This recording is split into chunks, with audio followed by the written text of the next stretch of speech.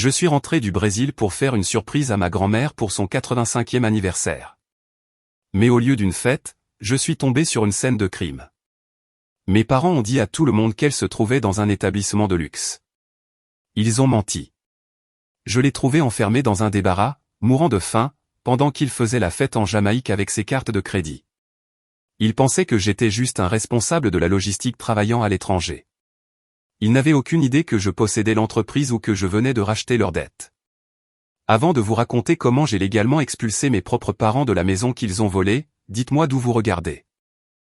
Cliquez sur j'aime et abonnez-vous si vous avez déjà dû être le méchant pour obtenir justice pour ceux que vous aimez.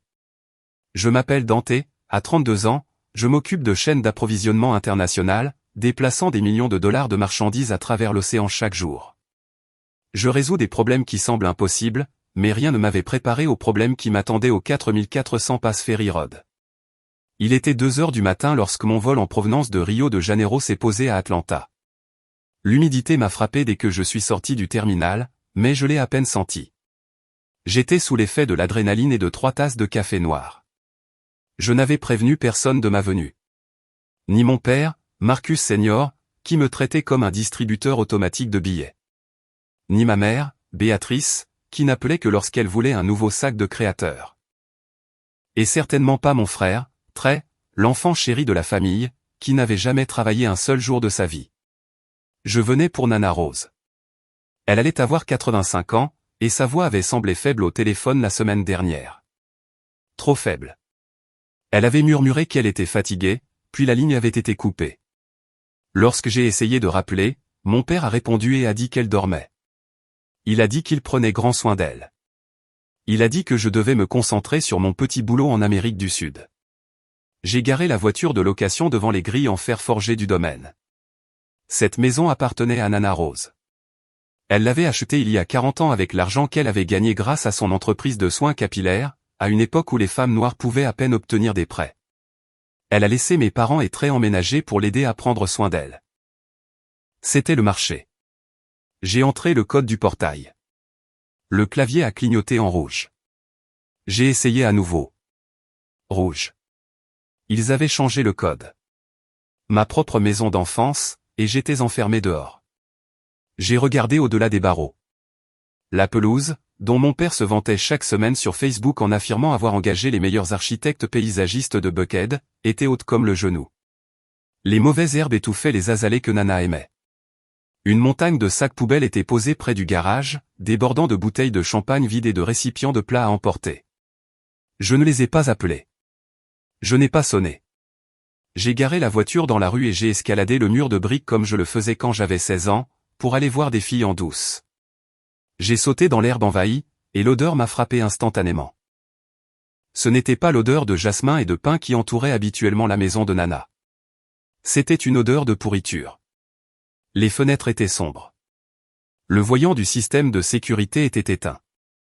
Ils avaient probablement arrêté de payer la facture. J'ai fait le tour jusqu'au patio arrière. La porte coulissante en verre était verrouillée, mais je connaissais l'astuce, une levée ferme et une poussée. J'étais à l'intérieur. L'air dans la cuisine était chaud et stagnant. La climatisation était éteinte. Nana? J'ai appelé doucement. Silence. J'ai monté les escaliers 4 à 4, en direction de la suite principale. C'était sa chambre. Elle avait une vue sur le jardin qu'elle chérissait. J'ai poussé la porte et j'ai figé. La pièce était vide. Son lit California King avait disparu. Sa coiffeuse antique avait disparu. La pièce avait été transformée en un sanctuaire pour Trey. Ses baskets tapissaient les murs. Son matériel de DJ était installé à l'endroit où se trouvait son prie-dieu.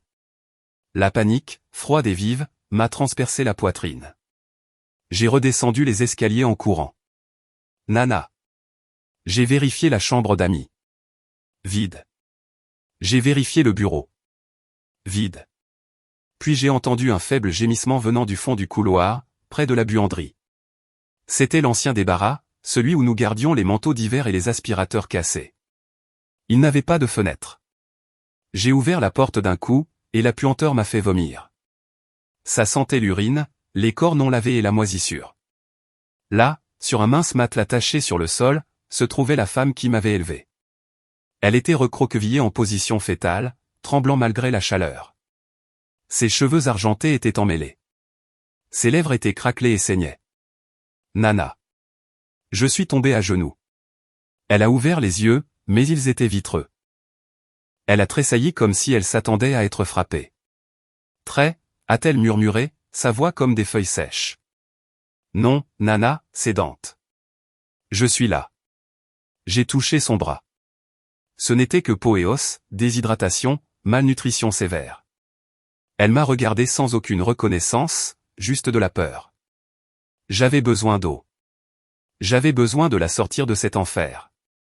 J'ai sprinté vers la cuisine, mon cœur battant contre mes côtes comme un marteau de forgeron. J'ai pris un verre et je suis allé au réfrigérateur pour prendre de l'eau filtrée. Alors que j'attrapais la poignée, je l'ai vu, un post-it jaune vif collé à hauteur des yeux. C'était l'écriture de ma mère, la même écriture qui servait à signer mes bulletins scolaires. J'ai lu les mots, et ma vision s'est brouillée de rage, ne lui donne pas trop à manger. C'est cher. Donne-lui juste de l'eau. C'était tout. Pas d'instruction de soins, pas de numéro d'urgence, juste l'ordre d'affamer la femme qui possédait le toit au-dessus de leur tête.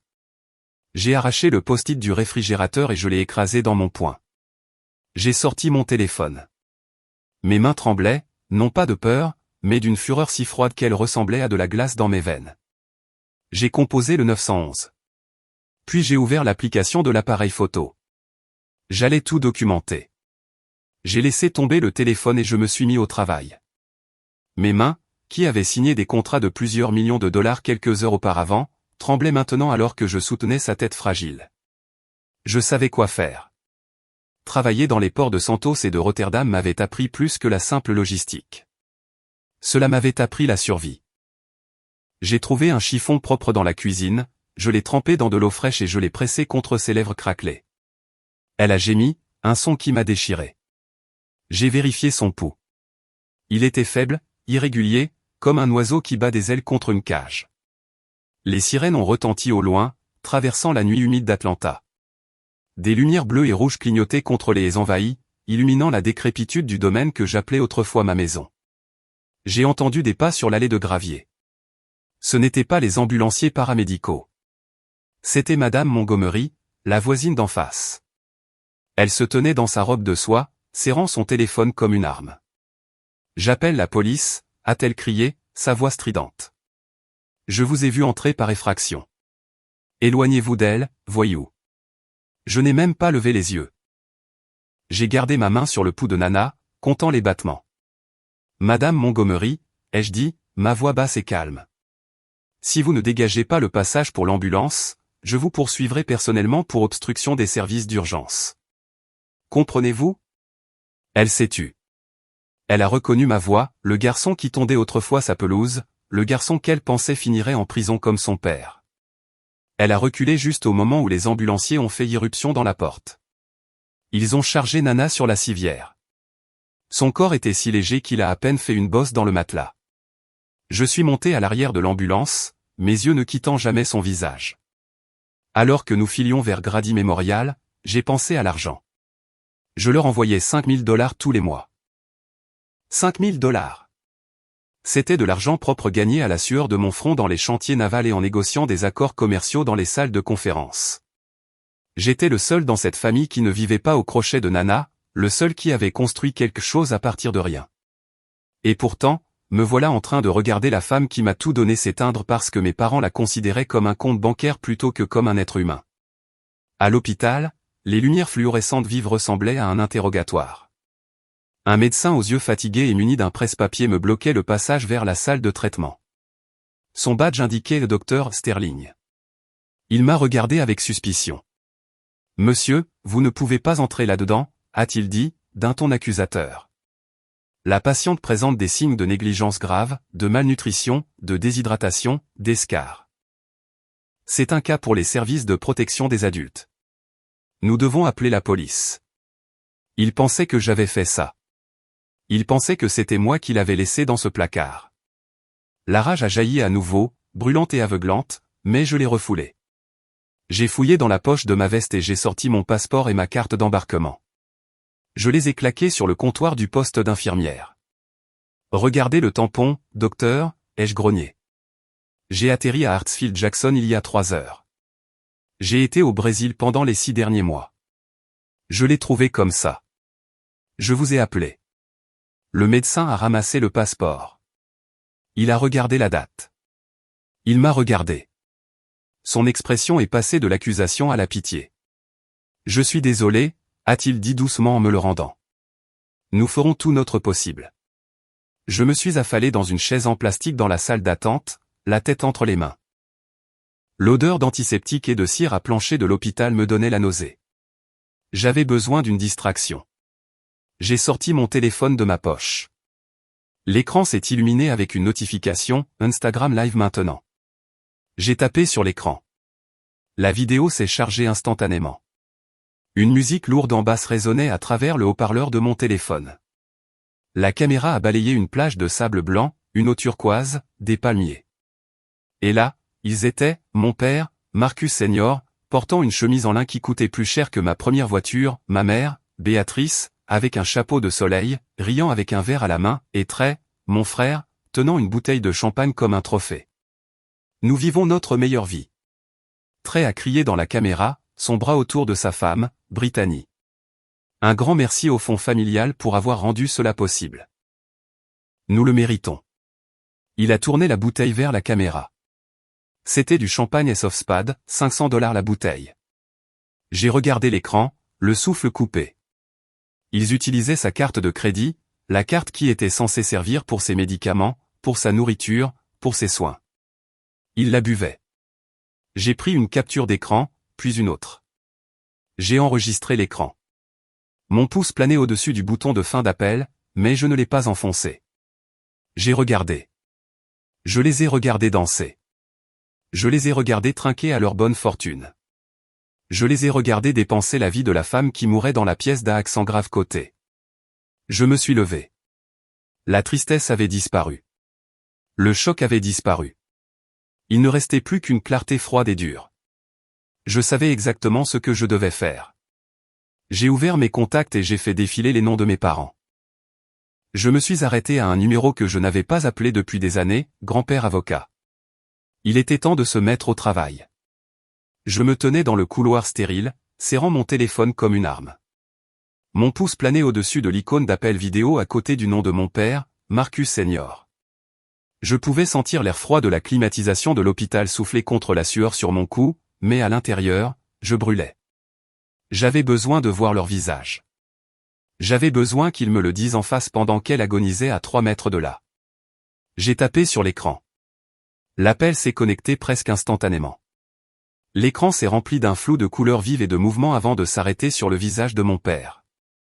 Il portait une chemise en lin blanc déboutonnée trop bas et une paire de lunettes de soleil qui coûtaient plus cher que ma première voiture. En arrière-plan, on voyait de l'eau turquoise et du sable blanc. Une musique lourde en basse résonnait, déformée, à travers les minuscules haut-parleurs. Il dansait. Il dansait vraiment. Une jeune femme en bikini riait à côté de lui, tenant un plateau de shots. « Yo, Dante !» La voix de mon père a résonné au téléphone, pâteuse et joviale. « Regarde qui a décidé de se connecter depuis la jungle. Tu vois cette vue, mon gars? La Jamaïque, bébé. Nous vivons le rêve. » Je l'ai fixé du regard. La déconnexion entre son paradis et mon enfer était si vive qu'elle m'a donné le vertige. « Papa » ai-je dit, ma voix sonnant étrangement creuse à mes propres oreilles. « Où est Nana ?» Il n'a même pas hésité. Le mensonge est sorti doucement, comme un exercice. « Oh, elle va bien, mon fils. Elle profite de la vie, elle aussi. Nous lui avons réservé une suite à Silver Lake. Tu connais l'endroit, la maison de retraite 5 étoiles de Buckhead. Ça coûte une fortune, mais tu me connais, rien que le meilleur pour Mama Rose. Elle est probablement en train de se faire masser en ce moment. Ne t'inquiète de rien. Silver Lake. Je connaissais Silver Lake. C'était un endroit pour les sénateurs à la retraite et les vieilles fortunes. C'était aussi un mensonge. Je n'ai pas dit un mot. J'ai juste marché. Je suis retourné dans la chambre 304, où le seul bruit était le sifflement rythmé de la machine à oxygène.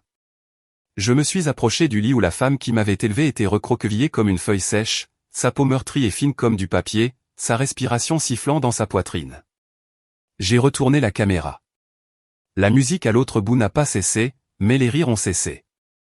J'ai tenu le téléphone fermement, en balayant lentement du goutte à goutte 4 aux escarres sur ses bras, jusqu'au creux de ses joues. J'ai laissé l'image s'installer là. J'ai laissé le silence s'étirer jusqu'à ce qu'il hurle. Puis j'ai retourné la caméra vers moi. Elle n'est pas à Silver Lake, papa. Elle est à Grady Memorial. Les médecins disent qu'elle n'a pas mangé un vrai repas depuis des semaines. Elle était enfermée dans le débarras, papa, celui sans fenêtre. J'ai attendu l'horreur. J'ai attendu la honte, mais j'ai oublié à qui je parlais. Le visage de mon père s'est tordu, non pas de culpabilité, mais d'agacement. « Pourquoi tu dois être comme ça, Dante ?» Il a crié par-dessus la musique. Nous sommes en vacances. Nous avions besoin d'une pause. Tu ne sais pas à quel point c'est difficile de s'occuper d'elle. Elle est vieille, Dante. Elle est confuse. Nous avons fait ce que nous devions faire pour la garder en sécurité pendant que nous nous ressourcions. Tu dois toujours faire ta crise de drama queen, n'est-ce pas? Ma mère, Béatrice, est apparue dans le cadre, tenant un cocktail. Elle a regardé l'écran, a vu mon visage et a levé les yeux au ciel. Est-ce qu'il nous embête encore, Marcus? Dis-lui de s'en occuper. Je lui ai dit d'embaucher une infirmière s'il était si inquiet. Je ne le laisserai pas gâcher mon voyage. J'en ai besoin, Dante. J'ai été stressé. Tu l'as laissé mourir, ai-je dit, ma voix tremblant d'une rage si froide qu'on aurait dit qu'elle pouvait geler l'air. Tu as volé son argent et tu l'as laissé pourrir. Puis le téléphone a bougé violemment. Une main aux longs ongles en acrylique l'a arraché. Brittany, la femme de mon frère, a rempli l'écran. Son visage était rouge de chaleur et d'alcool. « Écoute-moi, petite fouineuse », a-t-elle crié, sa salive volant vers l'objectif de la caméra. « Tu débarques de nulle part après 6 mois et tu penses pouvoir nous juger? Tu ne vis pas ici. Tu ne sais pas comment c'est. Elle est un fardeau, Dante. Elle est un poids mort. Nous méritons ce voyage. Nous l'avons gagné en supportant son odeur et ses plaintes. Elle a 85 ans, Dante. Elle va mourir de toute façon. Qu'est-ce que ça peut faire que ce soit aujourd'hui ou la semaine prochaine? Arrête de nous casser les pieds. La cruauté était stupéfiante. Elle était nue et laide, et elle m'a complètement éclairci l'esprit. J'ai regardé Brittany, ses extensions capillaires coûteuses et son maillot de bain de marque payé par la femme qu'elle souhaitait juste morte. J'ai fini de parler, ai-je dit, ma voix plate. Vous avez 24 heures. Si vous n'êtes pas dans cette chambre d'hôpital à cette heure-ci demain, je remettrai les photos que j'ai prises du placard à la police. Je porterai plainte pour maltraitance de personnes âgées, négligence et fraude. Vous tous, jusqu'au dernier. J'ai raccroché avant qu'il ne puisse répliquer. Je suis resté là dans le silence, la poitrine haletante. Mon téléphone a vibré dans ma main. J'ai baissé les yeux en m'attendant à un appel de mon père. C'était un texto de trait, « Tu te crois fort, petit frère? Tu penses pouvoir nous menacer? Si tu touches à mon coffre-fort, je te tuerai. Reste en dehors du sous-sol. » J'ai fixé le mot « coffre-fort ». Quel coffre-fort? J'ai grandi dans cette maison. Je connaissais chaque planche de plancher branlante, chaque recoin caché. Il n'y avait pas de coffre-fort dans le sous-sol à moins qu'il ne l'ait mis là récemment, à moins que ce ne soit là que se trouvait l'argent ou les secrets. J'ai regardé à nouveau Nana. Elle dormait toujours, se battant pour chaque respiration. J'ai touché sa main doucement. Je dois y aller, Nana, ai-je murmuré. J'ai un coffre-fort à trouver. J'ai quitté l'hôpital avec l'impression que ma peau était en feu, mais mon esprit était glacé. L'infirmière m'avait dit que Nana avait besoin de vêtements propres et d'articles de toilette, car elle était arrivée sans rien d'autre que la chemise de nuit souillée qu'elle portait sur le dos. C'était l'excuse que j'ai donnée à l'agent de sécurité à l'accueil. Mais la vraie raison pour laquelle je retournais à la maison était le texto de trait. On ne dit pas à un homme qui traque les conteneurs de marchandises perdus dans les favelas du Brésil de se tenir éloigné du seul endroit où il cache quelque chose. Trey était paresseux et arrogant. Il pensait qu'une menace me dissuaderait. Il avait tort. C'était une invitation. Je me suis arrêté devant la propriété et j'ai éteint les phares. La maison se dressait dans l'obscurité, un monument en décomposition à l'avarice de mes parents. J'ai contourné la porte d'entrée et je suis allé directement à l'entrée de la descente de cave à l'arrière qui menait directement au sous-sol.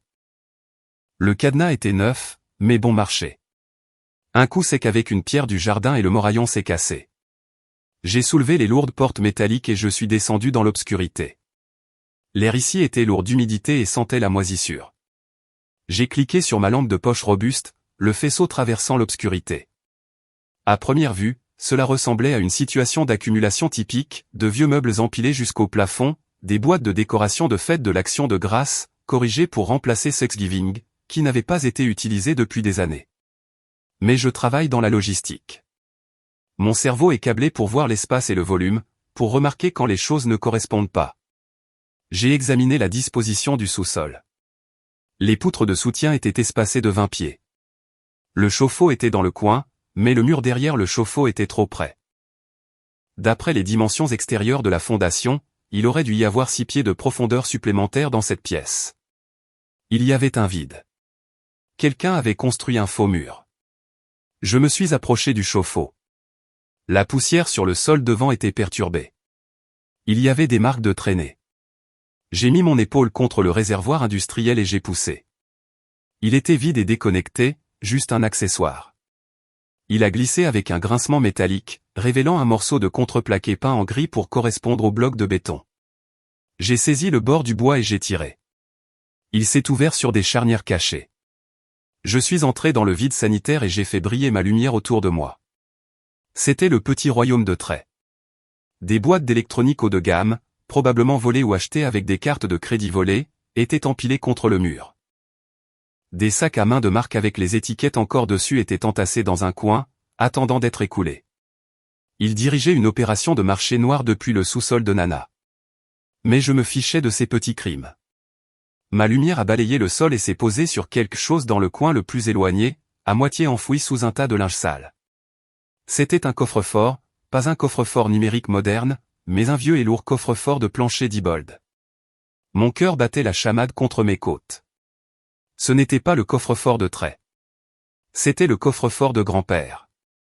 Je me suis souvenu de l'odeur de son tabac à pipe et des bonbons à la menthe poivrée qu'il gardait toujours dans sa poche.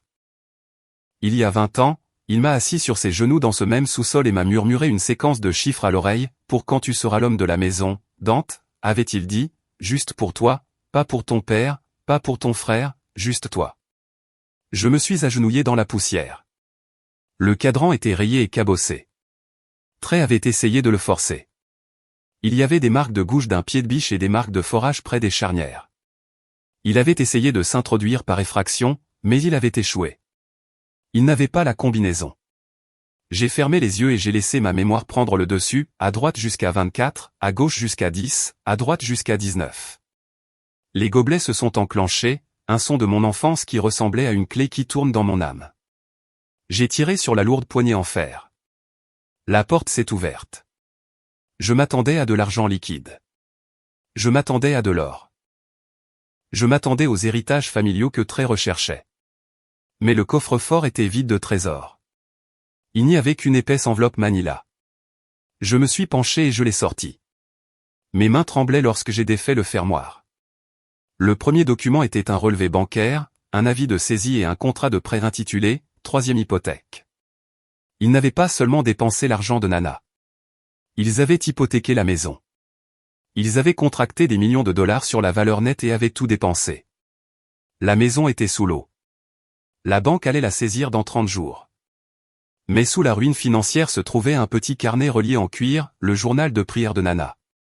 J'ai immédiatement reconnu son écriture élégante, mais les dernières entrées étaient différentes. L'écriture était tremblante, irrégulière et tachée de ce qui ressemblait à des larmes. J'ai tourné à la dernière page, datée d'il y a seulement 2 jours. J'ai lu les mots, et l'air a quitté mes poumons. Trey m'a frappé aujourd'hui. Il m'a tordu le bras jusqu'à ce que je crie parce que je ne voulais pas lui donner le code PIN du compte de retraite. Il a dit que je suis inutile. Il a dit que je devrais juste mourir et leur donner la maison. J'ai tellement faim. Ils ont refermé la porte à clé. Je souhaite que Dante rentre à la maison. S'il te plaît, mon Dieu, renvoie Dante à la maison. J'ai fixé la page. L'encre s'est brouillée alors que ma vision se rétrécissait. Ce n'était pas seulement de la négligence. C'était de la torture. J'ai soigneusement placé le journal et les documents hypothécaires dans ma veste. J'avais ce dont j'avais besoin. Je me suis levé et j'ai regardé le faux mur. Trey avait raison sur une chose, il y avait un coffre-fort dans le sous-sol, et il allait l'enterrer. Je me suis assis dans le fauteuil en cuir surdimensionné du salon, le journal bien rangé à l'intérieur de ma veste. J'attendais depuis 4 heures. Le soleil commençait à peine à percer les lourds rideaux de velours lorsque j'ai entendu le VUS se garer. Des portières de voitures ont claqué. Des voix élevées se plaignant de l'humidité et du décalage horaire ont dérivé à travers la fenêtre ouverte. Ils ne se précipitaient pas. Ils n'étaient pas paniqués. Ils étaient agacés. La porte d'entrée s'est ouverte et ils se sont entassés à l'intérieur, traînant des bagages Louis Vuitton sur les planchers de bois franc. Ma mère, Béatrice, a été la première à me repérer. Elle s'est arrêtée net, son bronzage paraissant orange sous les lumières du couloir. Elle a poussé un soupir dramatique, serrant sa poitrine. « Dante » a-t-elle crié. « Tu m'as presque fait une crise cardiaque assis là comme la faucheuse. » Je ne me suis pas levé. Je les ai juste regardés. Mon père, Marcus Senior, l'a dépassé, essuyant la sueur de son front avec un mouchoir en soie. Il avait l'air épuisé, mais pas à cause de l'inquiétude. Il avait l'air d'avoir la gueule de bois. « Tu as du culot, mon garçon » a-t-il tonné, sa voix essayant d'être autoritaire mais craquant de fatigue, de nous appeler et de nous menacer comme ça. Tu sais combien ça a coûté de changer nos vols à la dernière minute? Nous avons dû voyager en classe économique, Dante. En classe économique. Trey et Brittany fermaient la marche. Brittany était déjà sur son téléphone, faisant défiler Instagram, probablement en train de vérifier le nombre de mentions j'aime que ses photos de vacances avaient obtenues. Elle m'a regardé avec un rictus. « J'espère que tu es content », a-t-elle craché en laissant tomber ses sacs avec un bruit sourd. « Tu as tout gâché. Nous étions censés faire une croisière en catamaran demain. Maintenant, nous sommes de retour dans ce marais. Tu nous dois ces billets, Dante. 3 000 $ en espèces. » Je les ai regardés. Je les ai vraiment regardés. Ils étaient bronzés, nourris et reposés. Ils sentaient la crème solaire à la noix de coco coûteuse et le parfum hors taxe. Et à 10 miles de là, la femme qui a tout payé se battait pour sa vie dans une salle de bienfaisance. « Êtes-vous allé à l'hôpital » ai-je demandé, ma voix calme et coupant à travers leur bruit. Ma mère a soupiré, s'est laissée tomber sur le canapé et a enlevé ses sandales. « Nous venons de descendre d'un avion, Dante. Nous avons besoin de nous doucher. Nous avons besoin de nous reposer. On ne peut pas s'attendre à ce que je m'occupe des médecins quand je suis épuisé. J'ai besoin d'être au meilleur de ma forme pour défendre Mama Rose. Ça s'appelle prendre soin de soi, Dante. Tu devrais essayer. Défendre? Ai-je répété, me levant lentement. C'est comme ça que vous appelez ça? Vous appelez la fait de la laisser mourir de faim la défendre? Vous appelez la fait de l'enfermer dans un placard prendre soin de soi? Mon père s'est avancé, la poitrine bombée. Surveille tonton, mon fils. Tu ne viens pas dans ma maison et tu manques de respect à ta mère. Nous avons fait ce que nous avions à faire. La maison de retraite n'était pas prête. Nous allions la déménager la semaine prochaine. Nous avons embauché un voisin pour s'occuper d'elle. Un voisin? Ai-je demandé. Madame Montgomery de l'autre côté de la rue, celle qui a appelé la police quand j'ai défoncé la porte pour lui sauver la vie? Elle a dit qu'elle n'avait vu personne entrer ou sortir de cette maison depuis des semaines. Elle pensait que Nana était déjà morte.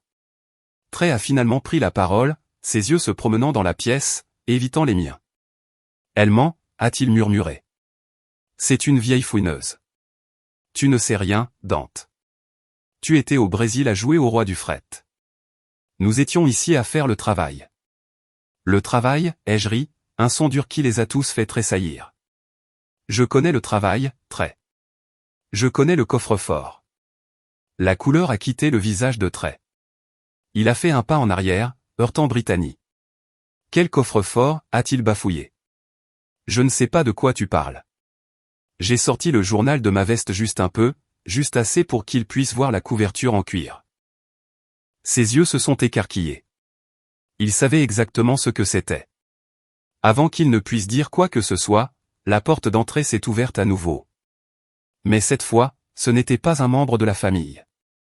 C'était le docteur Sterling, portant toujours sa blouse, le visage sombre. Il était flanqué de 2 policiers en uniforme. La pièce est devenue silencieuse. La fanfaronnade de mon père s'est évaporée. La main de ma mère est allée à sa bouche. Monsieur Wilson, a déclaré le docteur Sterling, regardant directement mon père, nous devons avoir une conversation. Nous avons terminé l'examen préliminaire de votre mère. Nous avons trouvé de multiples fractures à son poignet et à son avant-bras. Certaines sont anciennes, d'autres sont nouvelles. Nous avons également trouvé de graves ecchymoses sur le haut de ses bras, compatibles avec le fait d'avoir été attrapé et secoué. Il s'est arrêté, laissant les mots planer dans l'air stagnant du salon. Ce ne sont pas des blessures dues à une chute, a-t-il poursuivi, sa voix dure. Ce sont des blessures défensives. Nous avons contacté les services de protection des adultes et le bureau du procureur. Il s'agit maintenant d'une enquête criminelle. Ma famille s'est figée. La mâchoire de Brittany s'est relâchée. Ma mère a commencé à pleurer, des sanglots doux et terrifiés. Maîtré et mon père n'ont pas regardé le médecin. Ils m'ont regardé, et leurs yeux n'étaient pas remplis de tristesse ou de regret. Ils étaient remplis d'une haine pure et sans mélange. Ils savaient que j'avais le journal. Ils savaient que c'était moi qui avais appuyé sur la gâchette. Et ils savaient que la guerre ne faisait que commencer. Les policiers se sont écartés pour laisser une femme en tailleur beige entrer dans le salon. Son insigne l'identifiait comme Madame Davis des services de protection des adultes. Elle avait l'air fatiguée, et ses yeux ont immédiatement balayé la pièce, évaluant le niveau de menace. Avant que je puisse ouvrir la bouche, Brittany était déjà en mouvement. Elle a essuyé ses yeux secs et a lissé ses cheveux, se transformant instantanément d'une harpie criarde en une fragilité inquiète. « Oh, Dieu merci, vous êtes là » a-t-elle dit, sa voix tremblant juste ce qu'il faut. « Nous sommes tellement inquiets pour Grand-Ma Rose. Nous venons de rentrer de vacances bien méritées et nous l'avons trouvé comme ça. Et puis son frère. » Elle a pointé un doigt manucuré sur moi. « Il a fait irruption ici. Il a cassé la serrure. Il nous a crié dessus et nous a menacés. Nous sommes terrifiés. » Madame Davis m'a regardé. Elle a vu un homme noir de 6 pieds 2 pouces avec une semaine de barbe portant une veste qui cachait quelque chose de volumineux. Puis elle a regardé Brittany, petite, blonde et les yeux écarquillés. J'ai vu le biais se mettre en place derrière ses yeux comme un verrou qui se ferme. « Monsieur, je vous prie de reculer » a dit Madame Davis, sa main reposant près de sa hanche. « Vous êtes en infraction. S'il s'agit d'un différend familial, vous devez le régler civilement, ou je demanderai à ses agents de vous retirer. » Mon père a hoché la tête vigoureusement depuis le canapé, en ajoutant « Il est dangereux. Il a toujours été le mouton noir, a disparu en Amérique du Sud pendant des mois, probablement en fuite.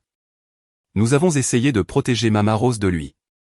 Le récit était en train d'être réécrit en temps réel. J'étais l'intrus. Ils étaient les victimes. J'ai senti la chaleur monter dans ma poitrine, mais j'ai forcé ma respiration à ralentir. Je traite avec des fonctionnaires des douanes corrompus à Santos qui tentent de saisir des millions de dollars de marchandises pour un pot de vin.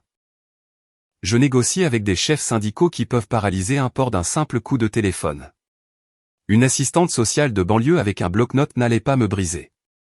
Je n'ai pas reculé. J'ai avancé lentement, en gardant mes mains visibles.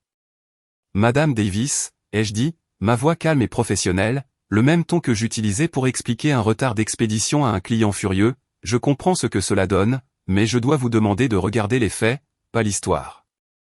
J'ai fouillé lentement dans ma poche pour que les policiers ne sautent pas et j'ai ressorti mon passeport. Je l'ai ouvert aux pages de visa tamponnées avec des dates d'entrée et de sortie. Je vis et travaille à Rio de Janeiro depuis 6 mois, ai-je expliqué, en lui tendant le livre. J'ai atterri à Atlanta à 2 heures du matin ce matin. Voici ma carte d'embarquement. Voici mon étiquette de bagage. Elle a pris le passeport, hésitante. Elle a regardé les dates. Mes parents et mon frère vivent gratuitement dans cette maison depuis 5 ans, ai-je continué, sans relâche. Je leur envoie $5 000 par mois pour les soins de ma grand-mère. Si vous vérifiez les relevés bancaires, que je peux consulter tout de suite, vous verrez les transferts. Vous verrez également que pendant que j'étais à 4000 miles de là à gagner cet argent, ma grand-mère a perdu 30 livres et a développé des escarres de stade 3.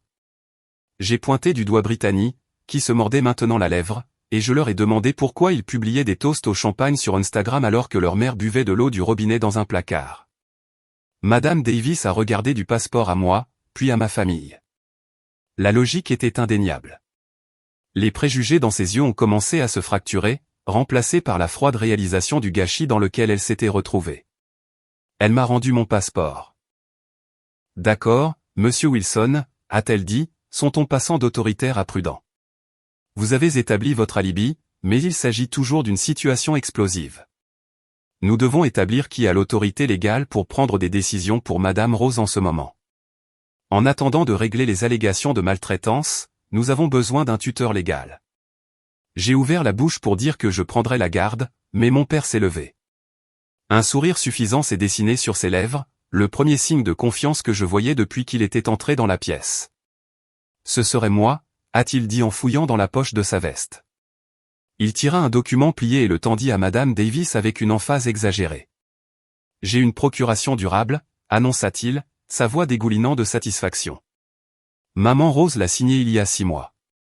Contrôle total et permanent sur ses décisions médicales et financières. Je regardai le document. Au bas se trouvait une signature qui ressemblait à une araignée ayant rampé sur la page avec de l'encre. Elle était tremblante, faible et ne ressemblait en rien à l'écriture ferme et élégante de la femme qui m'avait appris à écrire. Mon estomac se noua. Il m'avait mis échec et mat avant même que la partie ne commence. Je fixai la signature sur le document de procuration. C'était un faux, ou au mieux une signature extorquée. Nana en n'avait pas tremblé comme ça depuis le jour où grand-père était mort, mais Madame Davis, l'assistante sociale, l'avait accepté. Le légal est légal jusqu'à preuve du contraire. Mon père avait le contrôle et son premier acte en tant que tuteur était déjà en marche. Nous allons la déménager, annonça-t-il, sa poitrine se gonflant d'une autorité nouvelle. Grady est trop bondé. Nous avons trouvé un bel établissement à East Point. Shady Piney, très abordable. Cela permettra d'étirer davantage ses économies. Shady Piney. Je connaissais l'endroit. C'était un entrepôt pour les indigents et les oubliés, un endroit où les patients développaient une septicémie à cause d'escarres non traités et mouraient tranquillement dans la nuit. Ils l'envoyaient là-bas pour mourir, pour accélérer l'héritage. Je ne discutais pas, discuter me ferait mettre à la porte. Je sortis de la maison en passant devant le visage narquois de Britney et le regard renfrogné de traits. Je montai dans ma voiture de location et conduisis jusqu'à ce que je sois hors de vue. Puis je me garai et passai le seul appel qui comptait. Arthur Sterling décrocha à la 2e sonnerie. Il avait 80 ans maintenant, mais son esprit était toujours aussi vif qu'une attaque. Il avait été l'avocat de grand-père, son partenaire de golf et le seul homme en qui Nana avait implicitement confiance. Dante, dit-il, sa voix rauque avec l'âge. J'ai entendu dire que tu étais de retour. Est-ce vrai pour Rose? C'est pire que vrai, Arthur, dis-je, en serrant le volant. Ils ont une procuration. Ils sont en train de la déménager à Shady Piney. Ils vont la tuer, Arthur. Vous devez les arrêter. Il y eut un long silence à l'autre bout du fil. Puis un lourd soupir. Je ne peux pas arrêter une procuration légale, Dante. Pas sans preuve d'incompétence ou de contrainte. Et pour l'instant, Rose est dans le coma. Elle ne peut pas témoigner tant qu'elle ne se réveille pas et ne la révoque pas. Ton père est responsable. Je claquai ma main contre le tableau de bord. Alors on les laisse la tuer? Non, dit Arthur, sa voix se durcissant. Nous gagnons du temps. Je peux déposer une requête d'urgence pour un examen de compétences. Cela gèlera toutes les transactions financières importantes, mais cela n'arrêtera pas les décisions médicales. Tu dois la garder en vie, Dante. Tu dois la garder en sécurité jusqu'à ce qu'elle se réveille. Si elle meurt avant de pouvoir parler, cette procuration tient et il en va de même pour le testament qu'ils sont probablement en train de falsifier en ce moment. Je raccrochai. La garder en sécurité. C'était la mission. Je regardais le solde de mon compte bancaire sur mon téléphone. Le bonus du contrat de Rio venait d'être validé. J'avais de l'argent, beaucoup d'argent, de l'argent dont ma famille ignorait l'existence parce que je ne l'avais jamais exhibé. Je retournai à l'hôpital en voiture, non pas pour rendre visite, mais pour embaucher. Je suis allé au bureau de la sécurité et j'ai demandé à voir le chef du service. En moins d'1 heure, j'avais signé un contrat avec une entreprise de sécurité privée, 2 policiers en dehors de leurs heures de service, une couverture armée 24 heures sur 24 et 7 jours sur 7 devant la porte de Nana. Je leur ai donné des instructions simples. Personne n'entre dans la chambre 304 sans la présence d'un médecin ou d'une infirmière. Pas de famille. Pas d'exception. Si mon père essaie de la déménager, vous m'appelez et vous le faites patienter. Je les ai payés en espèces, $3000 d'avance. Ils ont regardé l'argent, puis moi, et ont acquiescé. On s'occupe d'elle, monsieur Wilson, dit l'un d'eux. Personne ne la touche. Je m'assis dans ma voiture dans le parking de l'hôpital, observant l'entrée. Je ne partais pas. J'étais le pare-feu. 3 nuits plus tard, à 3 heures du matin, mon téléphone vibra. C'était le gardien de sécurité. Monsieur Wilson, vous devez monter ici, murmura-t-il. Nous venons d'attraper votre frère. Je pris les escaliers 2 par 2, le cœur battant. Quand j'arrivai au 3e étage, je vitrai. Il était coincé contre le mur par le gardien de sécurité, son bras tordu dans le dos. Il transpirait abondamment, ses yeux papillonnant comme un rat piégé. Par terre à côté de lui, il y avait une seringue. Lâchez-moi, siffla-t-il, en se débattant. J'étais juste en train de lui apporter des vitamines. Maman a dit qu'elle avait besoin de ces vitamines. Je m'approchai et ramassai la seringue. Ce n'était pas des vitamines. C'était un liquide clair, du potassium, peut-être, ou de l'insuline. Quelque chose qui arrêterait un cœur faible et ressemblerait à des causes naturelles. Je me penchai près de son visage. Tu ne lui apportes pas des vitamines, très, murmurai-je, ma voix tremblant de l'effort de ne pas lui casser la mâchoire sur place. Tu lui apportes une condamnation à mort. Sors d'ici et dis à papa que s'il essaie de la déménager avant qu'elle ne se réveille, je donnerai cette seringue à la police et je leur dirai exactement où je l'ai trouvée. Trey se dégagea en forçant, se frottant l'épaule. Tu es fou, Dante, cracha-t-il, en reculant. Elle ne va jamais se réveiller, et quand elle mourra, nous allons brûler tout cet endroit avec toi dedans. Il se retourna et courut. Je regardai le gardien. Continuez à surveiller, dis-je. Ils deviennent désespérés. Je passai les 2 jours suivants assis aux côtés de Nana, regardant le moniteur cardiaque tracer le rythme de sa fragile vie. Les gardes de sécurité tenaient les vautours à distance, mais la tension dans l'air était si épaisse qu'on pouvait s'étouffer. Puis, au 3e matin, juste au moment où le soleil commençait à peindre l'horizon d'Atlanta de teintes orange et roses, elle ouvrit les yeux. Ils n'étaient plus vitreux. Ils étaient nets, clairs. Dante, râla-t-elle, sa voix à peine un murmure. C'est toi, mon chéri? Je me penchai, serrant sa main. C'est moi, Nana. Je suis revenu à la maison. Elle essaya de s'asseoir, mais je la repoussai doucement. Repose-toi, Nana. Tu dois économiser tes forces. Elle regarda autour d'elle la pièce stérile, la confusion obscurcissant ses traits pendant un moment avant que la clarté ne revienne. Où sont-ils? Demanda-t-elle, sa voix se durcissant. Où sont ceux qui m'ont plongé dans l'obscurité? Je lui ai tout dit. Je lui ai tout raconté sur le voyage en Jamaïque, le champagne, le faux mur dans le sous-sol, la seringue que j'ai trouvée sur Trey, le document de procuration qui donnait à mon père le droit de signer sa mort. Je n'ai pas édulcoré les choses. Nana Rose était une femme qui avait bâti un empire commercial depuis sa table de cuisine. Elle respectait la vérité, aussi laide soit-elle. Pendant que je parlais, des larmes coulaient du coin de ses yeux, traçant des sillons dans les rides profondes de son visage. Mais sous la tristesse, je vis le même feu qui avait maintenu notre famille à flot pendant des décennies.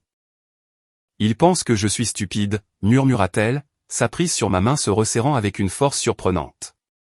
Il pense que parce que je suis vieille, je suis faible. Elle me regarda, et à ce moment-là, nous n'étions plus seulement grand-mère et petit-fils. Nous étions partenaires, conspirateurs. Écoute-moi, Dante, dit-elle, sa voix prenant un tranchant d'acier. Ils reviennent. Je peux le sentir. Ils veulent la maison. Ils veulent l'argent. S'ils savent que je suis réveillé et en colère, ils tenteront quelque chose de désespéré à nouveau. Nous devons être plus intelligents. J'acquiesçai, comprenant ce qui se tramait. Que veux-tu que je fasse? Elle me tira plus près jusqu'à ce que ses lèvres soient juste à mon oreille. Quand ils entreront ici, je ne suis pas Rose la matriarche. Je suis Rose, la vieille femme confuse. Je suis Rose, qui aime son garçon chéri, Trey. Je suis Rose, qui pense que c'est toi qui cause des problèmes. Tu veux que je joue le rôle du méchant? Demandai-je. Tu as toujours été assez fort pour être le méchant pour les bonnes raisons, Dante, dit-elle.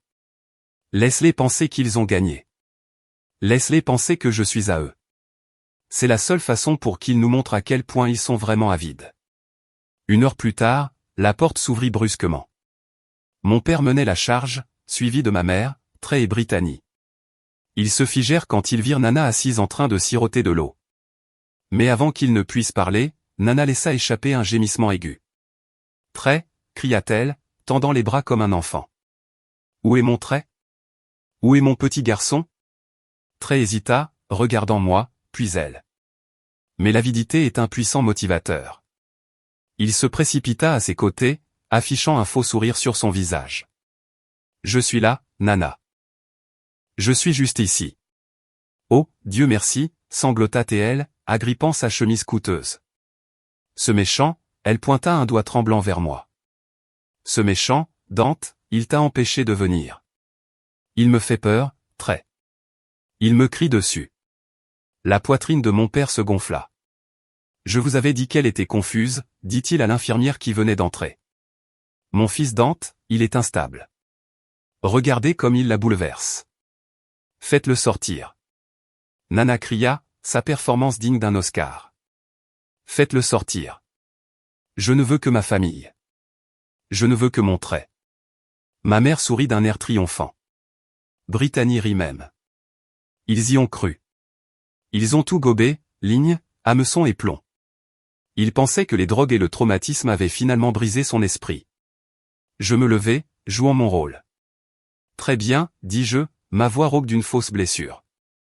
Si c'est ce que tu veux, je partirai. Mais ne dis pas que je ne t'ai pas prévenu. Je sortis de la pièce, la tête baissée. Mais en atteignant la porte, je fis une pause. Je regardai en arrière juste à temps pour voir Nana tirer très près d'elle, son visage masquant une adoration sénile. « Trey, mon chéri » murmura-t-elle assez fort pour que lui et moi seuls l'entendions. « J'ai un secret. Les comptes bancaires sont vides, mais l'or est en sécurité. » Les yeux de Trey s'écarquillèrent. « L'or » halta-t-il.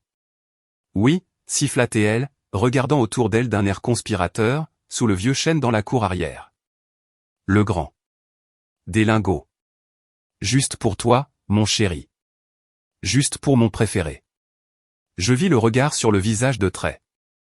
Ce n'était pas de l'amour. C'était de la faim. De la faim brute. Il regarda Brittany et elle acquiesça légèrement, ses yeux brillants. Ils étaient déjà en train de le dépenser dans leur tête. Je sortis dans le couloir et laissai la porte se refermer derrière moi. Je me penchai contre le mur et laissai échapper une longue et lente respiration. Le piège était tendu et ils se précipitaient droit dedans. Il était 2 heures du matin lorsque l'avidité les a finalement complètement submergés. Je me tenais à la fenêtre de la chambre d'amis du 2e étage, un verre de vin rouge millésimé à la main, regardant le spectacle se dérouler au clair de lune. En bas, sous les branches tentaculaires du vieux chêne, 2 silhouettes défonçaient la terre comme des pilleurs de tombes possédés, Trey et Brittany. Ils n'étaient pas habillés pour le travail manuel. Trey portait ses baskets en édition limitée et Brittany portait un survêtement de créateur blanc qui coûtait probablement plus cher que les outils de jardinage qu'elle maltraitait. Ils étaient en train de détruire le jardin. Les azalées que Nana avait plantées il y a 40 ans étaient piétinées. La pelouse soignée dont mon père était si fier était transformée en un bourbier. Chaque pelletée de terre qu'ils jetaient par-dessus leurs épaules témoignait de leur désespoir. Ils croyaient vraiment qu'il y avait des lingots d'or enterrés près des racines. Le bruit était incroyable, du métal qui s'entrechoquait contre la pierre, des jurons, une respiration lourde. Il ne fallut pas longtemps pour que les lumières apparaissent. Madame Montgomery, fidèle à elle-même, avait de nouveau appelé la police. Une voiture de patrouille s'est garée devant le portail, les lumières bleues fendant l'obscurité et balayant le domaine. J'ai regardé Trey sortir en trompe du trou, essuyant la terre de son visage en sueur. Il avait l'air frénétique. Il courut vers le portail, agitant les mains, essayant d'intercepter les policiers avant qu'ils n'entrent dans la propriété. J'entrebâillai la fenêtre juste assez pour entendre l'échange. Il était doué. Je dois lui accorder ça. Il raconta une histoire de canalisation d'eau éclatée, une réparation d'urgence qui ne pouvait pas attendre le matin. Mais les policiers étaient sceptiques. Ils pointèrent leur lampe de poche sur la destruction dans la cour. J'ai vu Trey fouiller dans sa poche. Il en sortit une épaisse liasse de billets, l'argent de Nana, l'argent qu'il avait volé sur son compte de retraite avant que je ne gèle les avoirs. Il le tendit à travers les barreaux de fer avec une poignée de main qui était rodée et corrompue. Un don au fond de bienfaisance, l'appelait-il, assez fort pour que je l'entende. Les policiers hésitèrent, puis le prirent et s'en allèrent. Trey retourna à l'arbre, avec l'air d'avoir conquis le monde. Il se croyait intouchable. Il pensait pouvoir acheter sa sortie de n'importe quoi. Je pris une gorgée de vin et fis tourner le liquide dans le verre. Il n'en avait aucune idée. Je connaissais chaque centimètre de cette propriété. Je savais que grand-père n'avait jamais enterré d'or. Il croyait aux banques et aux intérêts composés. Mais je savais aussi ce qui était enterré sous ce chêne. Lorsque la ville a agrandi les canalisations d'égouts dans les années 90, ils ont contourné l'ancien système septique. La fosse principale se trouvait exactement là où Trey se tenait. C'était une relique du passé, pleine de pression et de décomposition, et elle n'avait pas été vidée ou entretenue depuis 30 ans. Allez, siffla Britney, sa voix remontant jusqu'à ma fenêtre, tranchante d'impatience. Creuse plus vite. Je peux le sentir. Nous allons être riches. Trey leva la pioche bien au-dessus de sa tête, ses muscles se contractant. C'est ça, mon chéri, grogna-t-il. Papa ramène l'or à la maison. Il abattit la pioche de toutes ses forces. Il y eut un solide bruit métallique. Ils se figèrent tous les deux. Ils se regardèrent, les yeux écarquillés d'extase. Le son du métal heurtant le métal. On l'a trouvé, cria Britney, agrippant son bras. Ouvre-le. Ouvre-le maintenant. Trey retira la pioche, se préparant à ouvrir le couvercle de leur coffre au trésor. Et puis le sol explosa. Ce n'était pas un scintillement d'or. C'était un geyser de boue noire, sous pression pendant des décennies de décomposition et de gaz méthane. L'ancienne canalisation septique se rompit directement sur leur visage. Une fontaine d'eau usée brute jaillit à 3 mètres dans les airs, les recouvrant instantanément. Britney hurla, un son qui fut coupé court alors que la boue lui remplissait la bouche ouverte. Trey glissa dans la boue, tombant en arrière dans le trou qu'il avait creusé, s'immergeant complètement dans la saleté. Ils étaient couverts de 30 ans de déchets. Je pris mon téléphone et appuyai sur enregistrer. La caméra effectua un zoom avant sur eux, glissant et glissant dans les excréments, suffocant, vomissant, essayant de s'extraire du trou qu'ils avaient eux-mêmes creusé. Britney essayait d'essuyer la boue de ses yeux, mais ne fit que l'étaler davantage sur son visage. Trey vomissait dans le trou qu'il pensait contenir sa fortune. C'était une justice poétique dans sa forme la plus pure. J'enregistrai la vidéo et pris une autre gorgée de vin. Il voulait les actifs de Nana. Eh bien, il venait d'obtenir la seule chose qu'il méritait vraiment. La puanteur de l'explosion septique s'était à peine estompée que mon père avait déjà élaboré son prochain plan brillant. Il était désespéré d'effacer l'humiliation de cette nuit-là. Et surtout, il avait besoin de trouver un acheteur pour la maison avant que la banque ne remarque que les paiements hypothécaires avaient 3 mois de retard. Il annonça qu'il organisait une fête d'anniversaire tardive pour les 85 ans de Nana sur le domaine même. C'était un geste audacieux étant donné que l'invité d'honneur était toujours allongé dans un lit d'hôpital à 16 km de là. Mais Marcus Senior ne laissa jamais la réalité entraver un coup tordu. Il le présenta comme une célébration de sa vie et de son héritage. Mais je connaissais la vérité. C'était une journée portes ouvertes pour les promoteurs immobiliers déguisés en réunion de famille. Il voulait montrer la superficie et l'emplacement au plus offrant tout en jouant le fil dévoué. Il me trouva dans la cuisine le matin après la catastrophe. Il portait un costume neuf, essayant de retrouver la dignité qu'il avait perdue dans la boue. « Tu ne dois pas y assister, Dante, dit-il, refusant de me regarder dans les yeux. Cet événement est pour les piliers de la communauté. Nous n'avons pas besoin de ton hostilité pour gâcher l'ambiance. Tu peux rester dans la maison d'hôte ou mieux encore, retourner au Brésil. Nous ne voulons pas de toi là-bas. » Je m'y attendais. En fait, je comptais dessus. Je ne me suis pas mis en colère. Je n'ai pas élevé la voix. J'ai simplement fouillé dans la poche de ma veste et j'en ai sorti un chéquier, le même chéquier que j'utilisais pour payer les droits de douane et les frais portuaires internationaux. Je le posai doucement sur le comptoir en marbre.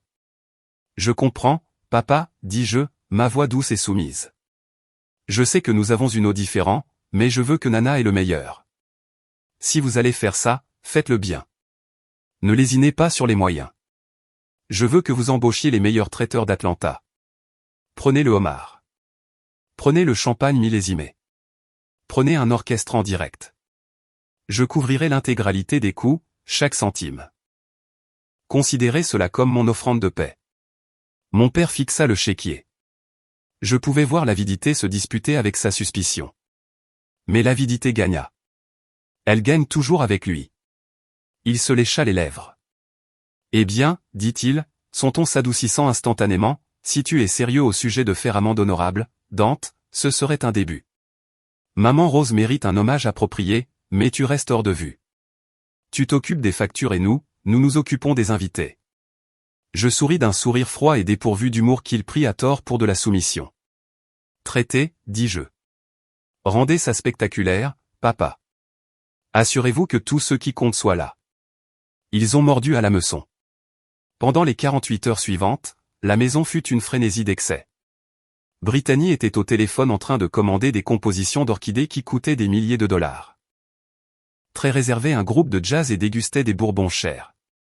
Ma mère était en train de faire ajuster une robe sur mesure qu'elle prétendait être nécessaire pour représenter l'honneur de la famille. Ils étaient ivres de mon argent et de leur propre arrogance, croyant qu'ils avaient enfin gagné. Ils se pensaient rois et reines d'Atlanta se préparant à vendre leur château pour des millions. Ils n'avaient aucune idée que je ne me contentais pas de payer les factures. J'étais en train d'organiser la liste des invités. Pendant qu'ils étaient occupés à se disputer au sujet de la disposition des tables, j'étais occupé à passer des appels. Mon père avait invité tous les promoteurs immobiliers riches de la ville. Mais il avait oublié les fantômes de son passé. J'étais assis dans la chambre d'amis avec mon ordinateur portable et une pile d'invitations en relief doré. J'adressai la première à Salvatore, Big Sal, Romano, le prêteur sur gage auprès duquel mon père avait emprunté 50 000 $ il y a 2 ans et n'avait jamais remboursé. J'adressai la deuxième à Chloé, la jeune hôtesse du club que Trey fréquentait, celle qui avait publié des photos d'un ventre de bébé sur les médias sociaux pendant que Brittany jouait la femme parfaite. Et la troisième alla à Monsieur Henderson, l'entrepreneur que mon père avait escroqué de ses fonds de retraite lors d'une fausse opération d'investissement. Je scellai les enveloppes avec de la cire. J'appelai un service de messagerie pour assurer la livraison en main propre. Ils voulaient une fête. Ils voulaient montrer au monde qui étaient vraiment les Wilson. J'allais leur donner exactement ce qu'ils demandaient. La scène était prête. Les acteurs se mettaient en position. Et demain soir, le château de cartes que ma famille avait construit allait s'écrouler devant un public en direct. Le domaine ressemblait à une scène d'un clip vidéo produit par quelqu'un qui n'avait jamais vu la richesse en réalité, mais qui avait entendu beaucoup de chansons de rap à ce sujet. Mon père avait pris mon chèque et avait perdu la tête. Il y avait des sculptures de glace en forme de lion dégoulinant sur le marbre importé du patio. Un quatuor à cordes assassinait des tubes pop contemporains près de la roseraie. Des serveurs en smoking blanc circulaient avec des plateaux de homards thermidor et de dom pérignon millésimés. C'était vulgaire.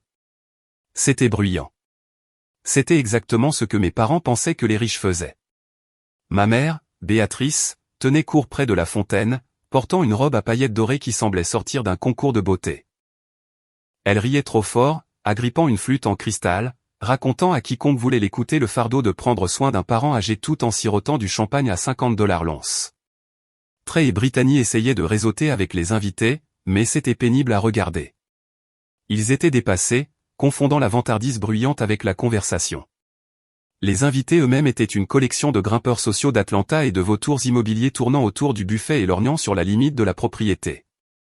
J'attendis que le soleil se couche pour faire mon entrée. Je franchis le portail du jardin, ne portant pas les haillons auxquels ils s'attendaient, mais un costume gris anthracite taillé par un tailleur milanais qui ne travaille généralement que pour des diplomates. Il coûtait plus cher que la berline de luxe que mon père louait actuellement. À mon bras se trouvait Olivia, une associée principale d'un grand cabinet d'avocats de Washington DC spécialisé dans le recouvrement d'actifs et la fraude. Elle portait un tailleur noir élégant et une expression à couper le verre. Le silence qui s'abattit sur le patio fut immédiat. Les yeux de mon père s'écarquillèrent quand il me vit. Il commença à marcher vers moi, probablement pour me mettre à la porte, mais ensuite il vit le costume. Il vit la façon dont la lumière captait le tissu. Il vit Olivia. Il hésita. La confusion remplaça la colère. Je souris en levant un verre du champagne que j'avais payé. Vous appréciez la soirée? Marcus, demandai-je, utilisant son prénom au lieu de « papa ». Il balbutia, essayant de reprendre ses esprits devant ses invités. Nous t'avons dit de rester dans la maison d'hôte, siffla-t-il. Je haussai les épaules.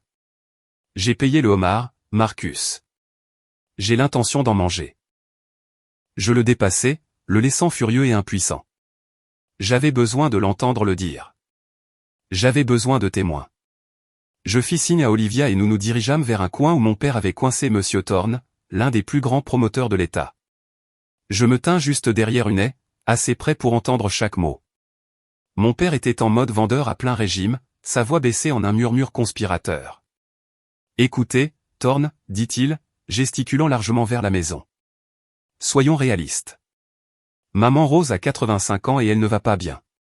Les médecins disent que c'est une question de semaines, peut-être de jours. Une fois qu'elle sera décédée, l'acte de propriété me sera transféré. Seul héritier. Ce terrain seul vaut 5 millions. Vous voyez, vous pourriez raser ce vieux tas de briques et construire des condos de luxe, 12 unités, zonage facile. Je peux signer l'intention de vendre ce soir. Je regardai M. Thorne prendre une gorgée de sa boisson. Il regarda la maison, puis il regarda mon père avec le calme d'un prédateur. C'est un beau terrain, dit Marcus Thorne, sa voix portant clairement dans l'air nocturne. Emplacement privilégié, mais mon équipe juridique a effectué une recherche de titres préliminaires ce matin juste pour être diligent. Il fit une pause, faisant tourner la glace dans son verre. Marcus sentit le piège se refermer, mais il ne le savait pas encore. Qu'en est-il de la réclamation? Demanda Thorne avec désinvolture.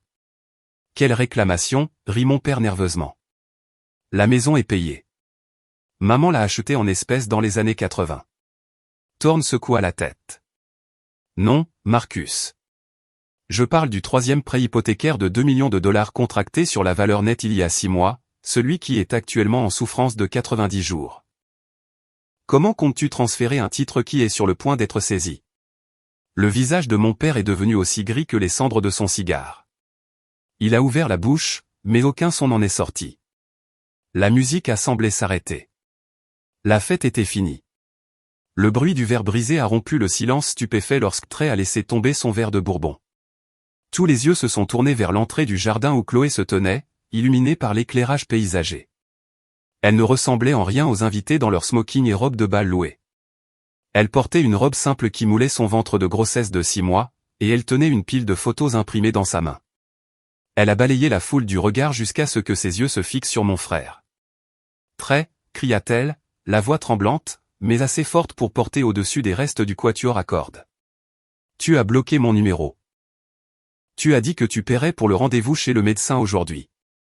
Tu as dit que tu prendrais soin de nous. » Brittany s'est figée en plein rire, sa main toujours posée de manière possessive sur le bras de Trey.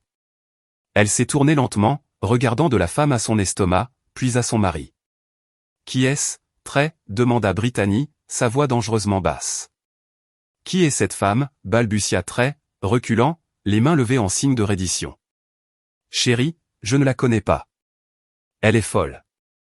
C'est juste une harceleuse. » « Harceleuse » rit Chloé, un son dur qui grinçait sur les nerfs. Elle s'avança et jeta la pile de photos en l'air. Elles retombèrent en flottant sur les nappes blanches immaculées, atterrissant dans la bisque de homard et les compositions florales. Des photos de Trey et Chloé dans cette maison, dans la cuisine de Nana, dans le lit où Brittany dormait chaque nuit. Brittany ramassa une photo qui avait atterri près de ses pieds. Elle la fixa pendant un instant. Puis elle craqua. Avec un cri primal, elle se jeta sur Chloé. La collision renversa un plateau de flûte à champagne, envoyant des éclats de cristal et du vin cher volé. Les serveurs se sont précipités pour les séparer, mais Brittany était possédée par la fureur d'une femme publiquement bafouée. Elle griffa et donna des coups de pied, criant des obscénités qui firent halter les mondains. Pendant que la sécurité s'efforçait de contenir la bagarre près du buffet, un autre drame se déroulait à la table VIP. Mon père a essayé de se faufiler dans l'ombre, espérant que le chaos couvrirait sa sortie. Mais une main lourde s'est abattue sur son épaule, le figeant sur place. Big Sal Romano ne s'est pas levé. Il est resté assis là, épluchant une crevette avec une précision délibérée. Ses yeux fixés sur la forme tremblante de mon père. Asseyez-vous, dit Sal Romano, sa voix un grondement sourd qui vibrait à travers les planches du plancher. Nous avons des affaires. Vous m'avez invité à une célébration. Vous avez dit que vos problèmes de liquidité seraient résolus ce soir. Je vois beaucoup de nourriture chère. Je vois beaucoup d'alcool cher. Mais je ne vois pas mes 50 000 $. Mon père transpirait tellement abondamment que sa teinture capillaire commençait à couler sur ses tempes. S'il vous plaît, murmura-t-il, la voix brisée. Pas ici, pas maintenant. Les investisseurs regardent. J'ai juste besoin de quelques jours de plus. Une fois la maison vendue, j'aurai le double de ce que je vous dois. Sal Romano rit, mais cela n'atteignit pas ses yeux. Vous dépensez mon argent pour une fête afin de vendre une maison que vous ne possédez pas, Marcus. C'est une mauvaise affaire, et je n'aime pas les mauvaises affaires. Il se leva alors, dominant mon père. Vous avez jusqu'à minuit, sinon je commence à prendre des garanties, et je ne parle pas de meubles. La fête s'était désintégrée en un spectacle de désastre. Les invités fuyaient, serrant leurs sacs à main et chuchotant derrière leurs mains. Ma mère essayait frénétiquement d'ordonner à l'orchestre de jouer plus fort, mais ils étaient déjà en train d'emballer leurs instruments. L'illusion de richesse et de respectabilité avait été brisée, ne laissant que la laide vérité en dessous. Soudain, Brittany se libéra de l'emprise du garde de sécurité. Sa robe était déchirée, ses cheveux en bataille, et son visage strié de mascara et de larmes. Elle se retourna brusquement, pointant un doigt tremblant vers Trey, qui se recroquevillait derrière une sculpture de glace d'un cygne. « Tu es un menteur et un tricheur », cria-t-elle, sa voix résonnant sur la façade en pierre de la maison. « Tu me l'as promis, Trey. Tu as dit que ce n'était qu'une question de temps. Tu as dit que dès que cette vieille sorcière mourrait, nous vendrions cet endroit et déménagerions à Paris. Tu m'as promis que nous serions riches. » Les invités restants se figèrent. La confession planait dans l'air lourd de la nuit, indéniable et monstrueuse. Elle avait dit ce qu'il fallait taire. Ils ne pleuraient pas Nana. Ils attendaient qu'elle meure pour pouvoir encaisser. J'ai regardé Olivia et j'ai fait un signe de tête. Il était temps. Je suis monté sur la plateforme surélevée où l'orchestre de jazz avait abandonné ses instruments et j'ai tapé sur le microphone. Le Larsen a hurlé dans l'air humide de la nuit, coupant court au murmure des invités horrifiés et aux sanglots de ma famille. Mon père a levé les yeux de l'endroit où Sal Romano lui agrippait l'épaule, les yeux écarquillés par la panique. Trey essuyait de la bisque de homard sur sa chemise, son visage un masque de terreur. Brittany haletait, sa poitrine se soulevant alors que l'adrénaline de son combat commençait à s'estomper en prise de conscience. Ils me regardaient tous, attendant que je les sauve ou que je les détruise. J'ai regardé la foule, les vautours en costume cher et les grimpeurs sociaux qui étaient venus se repaître de la carcasse de l'héritage de ma famille. Je suis désolé d'interrompre les festivités, ai-je dit, ma voix résonnant à travers la pelouse soignée. Je sais que vous vous attendiez tous à un argumentaire de vente ou peut-être à un éloge funèbre pour une femme qui n'est même pas encore morte, mais l'invité d'honneur a quelques mots qu'elle aimerait dire en premier. J'ai fait signe au technicien que j'avais embauché. Il a appuyé sur un bouton de la console. L'écran de projection massif que mon père avait installé pour afficher des rendus architecturaux de condos de luxe s'est animé. L'image était granuleuse au début, les pixels dansant dans l'obscurité, mais elle s'est ensuite précisée. C'était une diffusion en direct. L'arrière-plan était indubitablement une chambre d'hôpital. Le bip rythmique d'un moniteur cardiaque fournissait une bande sonore stable au silence qui s'abattait sur le jardin. Et là, assise droite dans un fauteuil roulant, portant une robe de soie propre que je lui avais apportée, se trouvait Nana Rose. Elle avait l'air frêle, sa peau encore meurtrie et pâle à cause de la négligence dont elle avait souffert, mais ses yeux brûlaient d'une clarté qui traversait l'écran. Elle tenait une tablette sur ses genoux, nous regardant. Elle avait tout vu, la bagarre, la confession, la cupidité. Un halètement collectif a traversé la foule. Ma mère a laissé tomber sa flûte en cristal, la brisant sur les dalles du patio, mais personne n'a baissé les yeux. Ils étaient paralysés. Nana s'est penchée en avant vers la caméra, son visage remplissant l'écran. « Je ne suis pas encore morte, dit-elle, sa voix rauque, mais assez forte pour atteindre le fond du jardin. Et je ne suis certainement pas sourde. Je t'ai entendu, Brittany. Paris, c'est là que tu allais aller avec mon argent après m'avoir enterré dans une boîte en pain. » Brittany s'est couvert la bouche, secouant violemment la tête comme si elle pouvait nier les mots qu'elle venait de crier pour que tout le monde les entende. Nana changea de regard, regardant au-delà de l'objectif de la caméra, et droit dans l'âme de son fils. Et toi, Marcus, tu as invité ces gens dans ma maison pour vendre le terrain sous mes pieds pendant que je respirais encore. Tu as porté un toast à ma mémoire pendant que j'étais allongé sur un lit d'hôpital à mendier de l'eau. Je t'ai donné une maison. Je t'ai donné une vie. Et tu as transformé mon sanctuaire en un abattoir pour tes dettes. Mon père s'est affaissé sur sa chaise, vaincu. Il ne pouvait même pas regarder l'écran.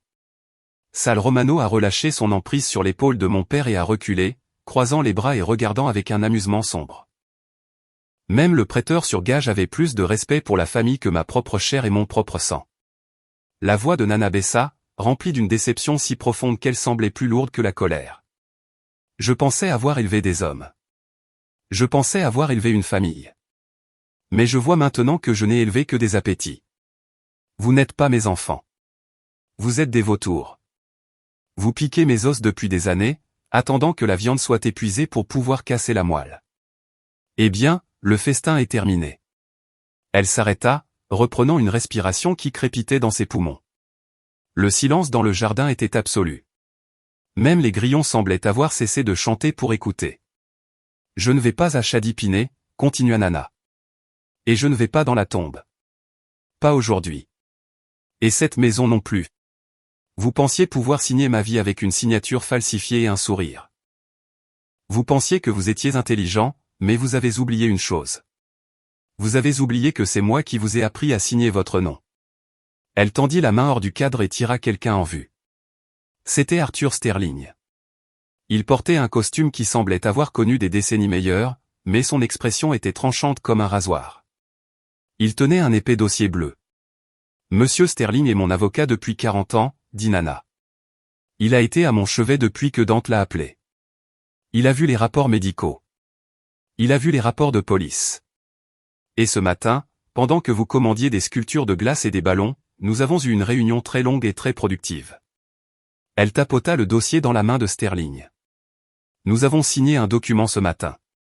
Un document très important. Un qui remplace chaque mensonge, chaque vol et chaque espoir que vous aviez de dépenser un autre centime de mon argent. Vous vouliez un héritage, Marcus. Vous vouliez un héritage, très. Eh bien, j'espère que vous regardez attentivement parce que je vais vous montrer exactement ce que vous allez obtenir. Sur l'écran massif, Monsieur Sterling ouvrit le dossier bleu avec une lenteur délibérée, ses mouvements amplifiés pour tout le public stupéfait. Il sortit un document portant le sceau officiel du tribunal supérieur du comté de Fulton. L'encre était encore fraîche, sombre et accablante sur le papier blanc immaculé. Il s'agit d'une ordonnance de révocation d'urgence, annonça-t-il, sa voix graveleuse mais claire, signée par le juge Patterson il y a 1 heure. Elle invalide la procuration durable détenue par Marcus Wilson, senior, en raison de preuves documentées de maltraitance des personnes âgées, d'exploitation financière et de coercition. Il s'arrêta, laissant le jargon juridique s'infiltrer avant de sortir un deuxième document, et il s'agit d'une ordonnance d'interdiction temporaire. Elle interdit à Marcus Wilson, senior, Beatrix Wilson, Trey Wilson et Brittany Wilson de s'approcher à moins de 500 pieds de Rose Wilson ou de l'un de ses biens. Avec effet immédiat. Le silence dans le jardin se brisa. Mon père se leva d'un bond, renversant sa chaise. Elle est sénile, cria-t-il, son visage rouge de rage, les veines saillantes dans son cou. Cet avocat est un escroc. Dante l'a poussé à faire ça. Il lui a lavé le cerveau. Elle ne sait pas ce qu'elle signe. Il pointa un doigt tremblant vers l'écran. Maman, tu es malade. Tu as besoin d'aide. Ne les laisse pas faire ça à ta famille. Je le regardais impassiblement. Il ne se battait pas pour elle. Il se battait pour son style de vie. Il se battait pour l'illusion qu'il avait bâtie sur une fondation de mensonges. J'ai levé la main, un simple signal que j'avais prévu à l'avance. Les portes en fer à l'extrémité de l'allée s'ouvrirent avec un gémissement.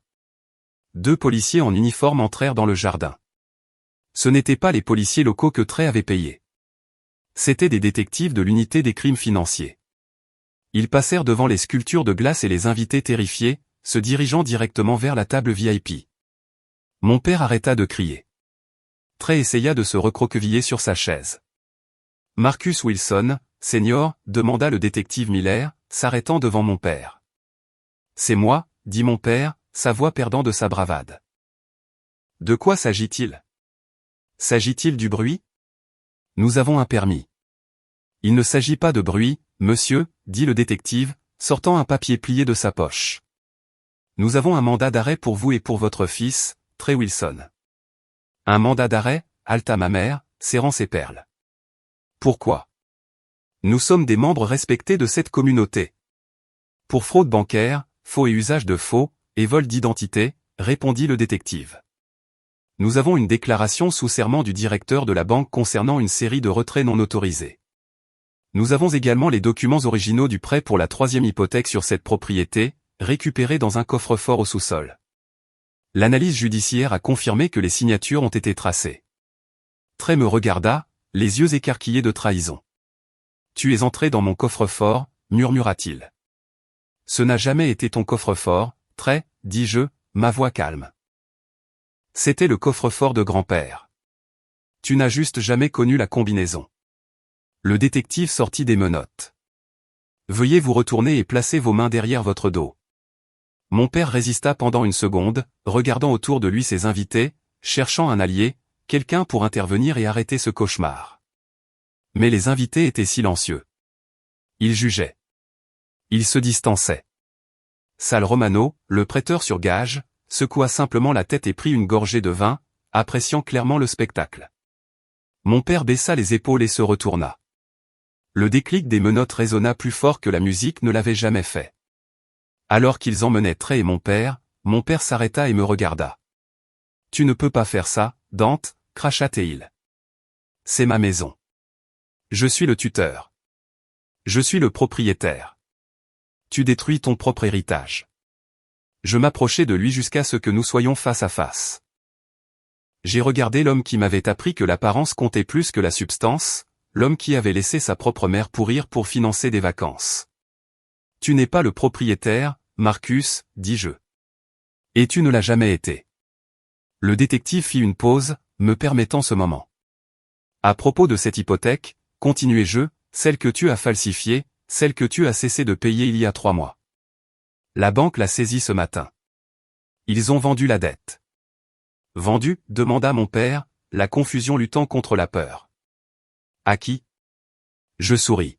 « À International Logistic Holdings LLC, une filiale d'un conglomérat brésilien de transport maritime. » Je me suis penché près de lui pour qu'il puisse entendre le dernier clou dans le cercueil. « Mon conglomérat, papa. J'ai acheté la dette. Je possède le billet. Et depuis 5 minutes, j'active la clause d'expulsion immédiate pour rupture de contrat. Ce n'est plus ta maison. C'est la mienne. » Le silence qui suivit ma déclaration fut absolu.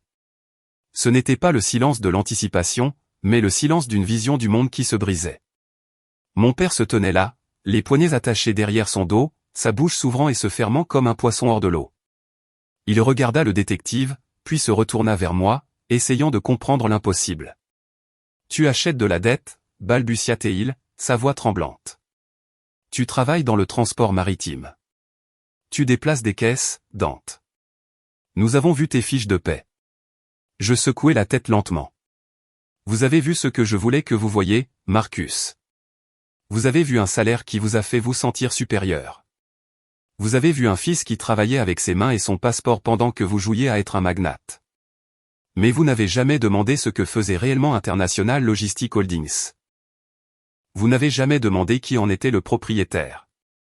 Vous avez supposé que la logistique signifiait déplacer des boîtes. Dans mon monde, la logistique signifie déplacer des capitaux. Cela signifie identifier les actifs en difficulté sur les marchés volatiles et les acquérir avant que quiconque ne sache qu'ils sont à vendre. Je me suis approché, ma voix baissant pour que seules les personnes sur la plateforme VIP puissent entendre toute l'étendue de son échec. J'ai construit cette entreprise à partir de zéro. Papa, nous sommes spécialisés dans l'acquisition de dettes à haut risque. Quand j'ai ouvert le coffre-fort de grand-père et que j'ai vu l'avis de saisie en haut de la pile, je n'ai pas seulement été en colère. Je me suis mis au travail. J'ai appelé mes partenaires à Sao Paulo et nous avons viré les fonds à la banque qui détenait votre 3e hypothèque. Ils étaient heureux de se débarrasser d'un prêt non performant sur une propriété avec des problèmes de responsabilité importants. J'ai sorti un document plié de la poche intérieure de mon costume italien. C'était l'acte de cession fiduciaire. Je l'ai levé pour qu'ils puissent voir le cachet. J'ai acheté ta dette il y a 7 jours. J'ai payé la pleine valeur au comptant pour les arriérés. La banque m'a cédé le billet. Je ne suis pas ton fils en ce moment, Marcus. Je suis ton créancier et tu es un très mauvais investissement.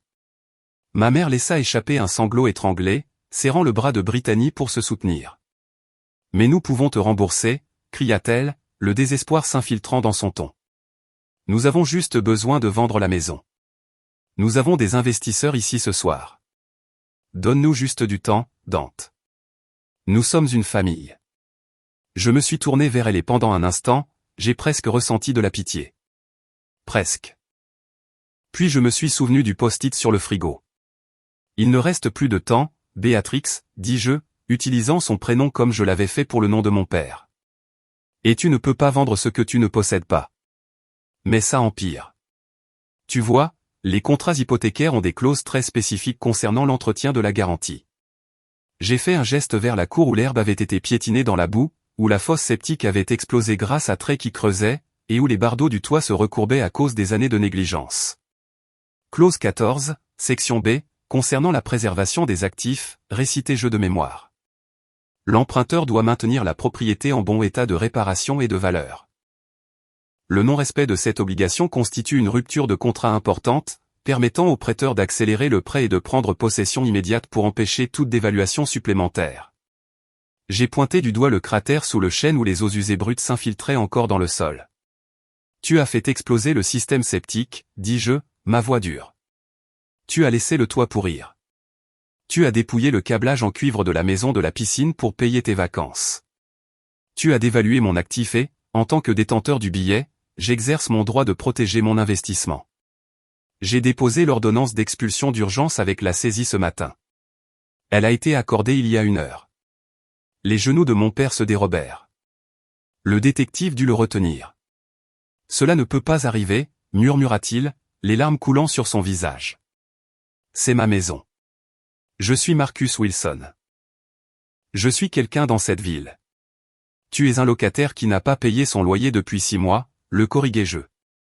Et tu es un fraudeur qui a abusé de sa propre mère pour maintenir un style de vie qu'il ne pouvait pas se permettre. Les invités commençaient à bouger maintenant. Le sort était rompu.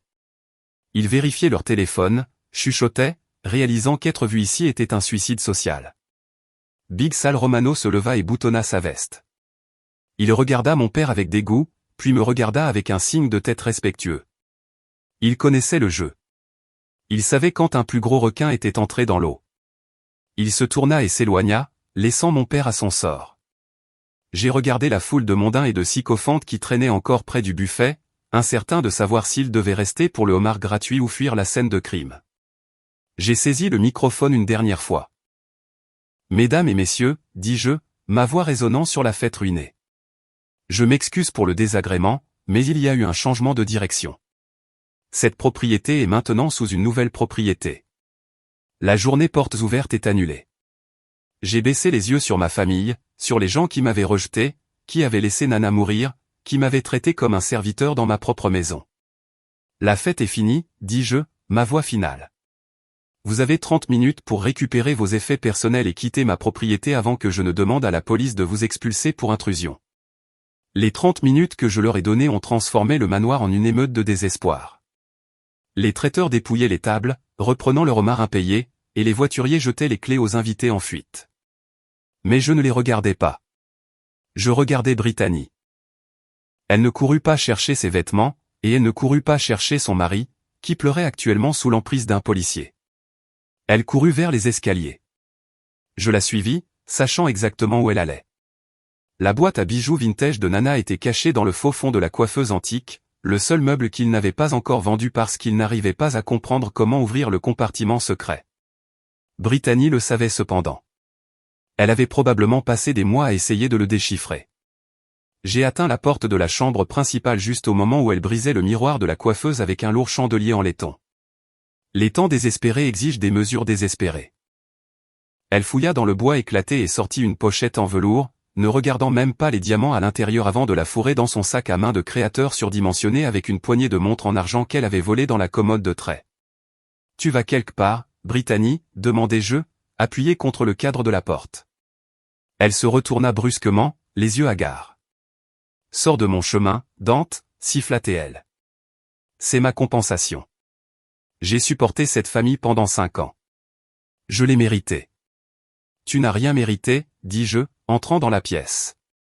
Tu es une voleuse et tu es négligente. Elle essaya de me dépasser, mais je bloquai son chemin. Elle leva la main pour me griffer, ses ongles comme des serres, mais j'attrapai facilement son poignet. Lâche-moi, cria-t-elle. Trey, aide-moi. Il me fait mal. Trey apparut dans le couloir, flanqué de 2 officiers qui lui permettaient de récupérer ses médicaments avant le trajet jusqu'au commissariat. Il avait l'air brisé, son esprit écrasé par la saisie et les menottes. Mais quand il vit Brittany, il s'arrêta. Il vit le coffre-fort ouvert et la pochette de bijoux qui sortait de son sac. « Chérie, dit-il, la voix tremblante. Qu'est-ce que tu fais ? C'est le collier de Nana, celui qu'elle a promis à ma fille. Brittany rit, un son froid et cruel. Il n'y a pas de fille, Trey, et il n'y a pas de nous. Tu es fauché et ton papa est fauché. Je ne vais pas en prison avec un perdant qui ne peut même pas creuser un trou sans se faire exploser. Trey la regarda comme s'il voyait une étrangère. Mais tu m'aimes, balbutia-t-il. Nous allions à Paris. Paris, ricana-t-elle. J'allais à Paris. Tu allais rester ici et pourrir avec ta mère. J'envoie de l'argent sur mon compte aux îles Caïmans depuis 2 ans, Trey, $50 000 de ton allocation. C'est ma stratégie de sortie. La trahison frappa Trey plus fort que les eaux usées ne l'avaient fait. Il rugit, un son d'angoisse pure, et se jeta sur elle, menottes et tout, claquant son épaule contre sa poitrine et la faisant tomber à la renverse sur le lit. « Tu m'as volé » cria-t-il, donnant des coups de pied dans ses jambes. « J'ai volé pour nous, et tu m'as volé. » Les officiers se précipitèrent, tirant Trey d'elle pendant que Brittany se relevait en hâte, serrant son sac comme une bouée de sauvetage. C'est alors que le sac bascula. Ce n'était pas seulement des bijoux qui tombèrent. 3 petits flacons ambrés roulèrent sur le plancher de bois franc, s'arrêtant au pied du détective. La pièce devint silencieuse. Le détective se baissa et en ramassa un, lisant attentivement l'étiquette. Ses yeux se rétrécirent. Succinylcholine, lut-il à haute voix. Et des sédatifs de haute qualité. Ils ne vous sont pas prescrits, madame. Ce sont des médicaments hospitaliers à usage restreint. Il regarda Brittany, qui était devenue mortellement pâle. Ils sont utilisés pour induire la paralysie et le coma, dit le détective, sa voix devenant glaciale. Si vous les donnez à une personne âgée souffrant d'une maladie cardiaque, cela imite un déclin naturel. Cela les tue lentement sans laisser de traces. Je m'avançai, mon sang se refroidissant. Tu l'empoisonnais, murmurai-je. C'est pourquoi elle était si faible. Ce n'était pas seulement la faim. Tu la droguais. Brittany commença à secouer violemment la tête. Non, je l'aidais juste à dormir, balbutia-t-elle. Elle était agitée. Je suis infirmière. Je sais ce que je fais. Tu étais infirmière, corrigea le détective, sortant sa propre paire de menottes, jusqu'à ce que tu perdes ton permis pour avoir volé des médicaments.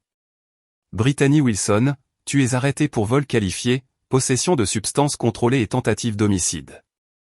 Il la fit tourner et lui passa les menottes. Elle poussa un cri aigu et fin de terreur absolue alors que la réalité de sa vie s'effondrait. Trey la regarda partir, les yeux morts. Il avait perdu sa maison, sa liberté et sa femme en l'espace d'1 heure. Et il réalisa trop tard que la seule personne qu'il avait vraiment aimée était la femme qu'il avait essayé de tuer. Sortez-les d'ici, dis-je, tournant le dos à l'épave de leur mariage. L'air dans la maison me semblait déjà plus léger. Les policiers avaient traîné Trey et Brittany dehors, ne laissant que l'écho de leurs accusations planer dans la chambre principale ruinée. En bas, le silence était encore plus lourd.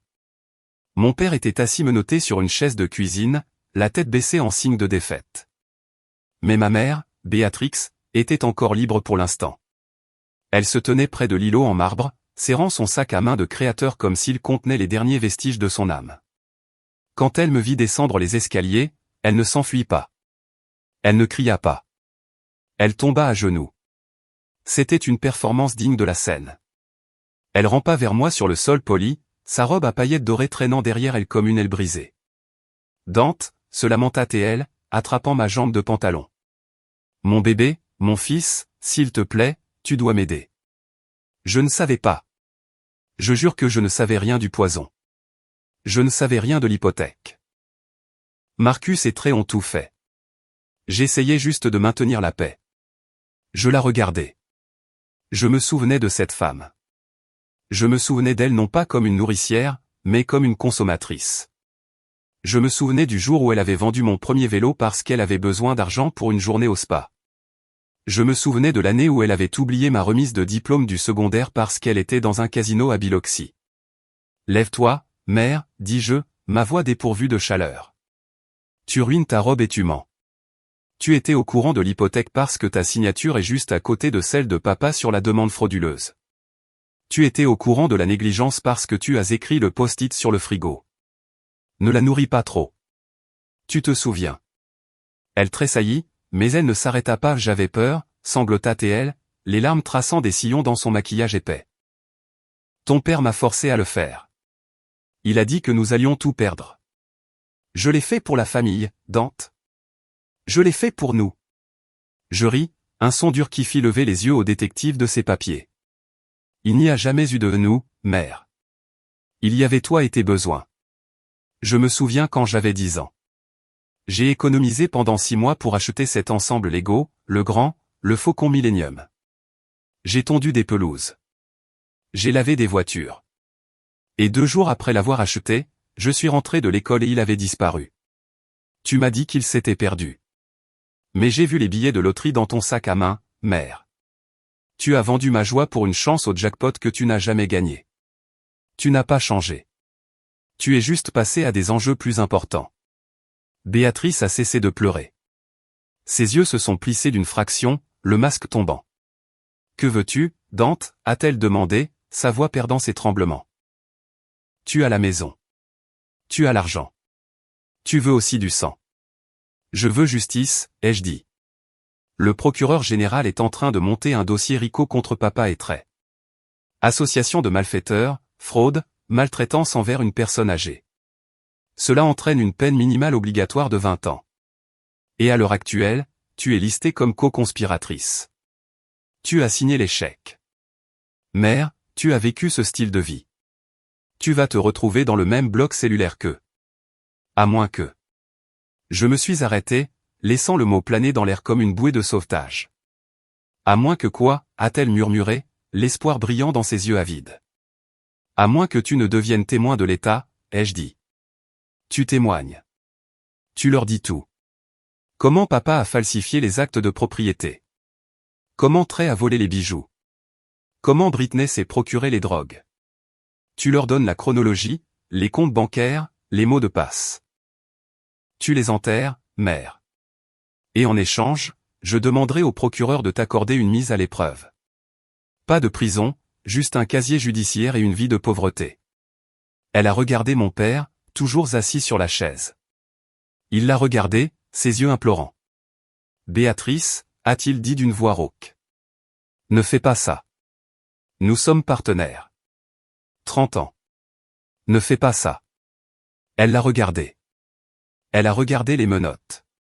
Puis elle m'a regardé. Où dois-je signer, a-t-elle demandé.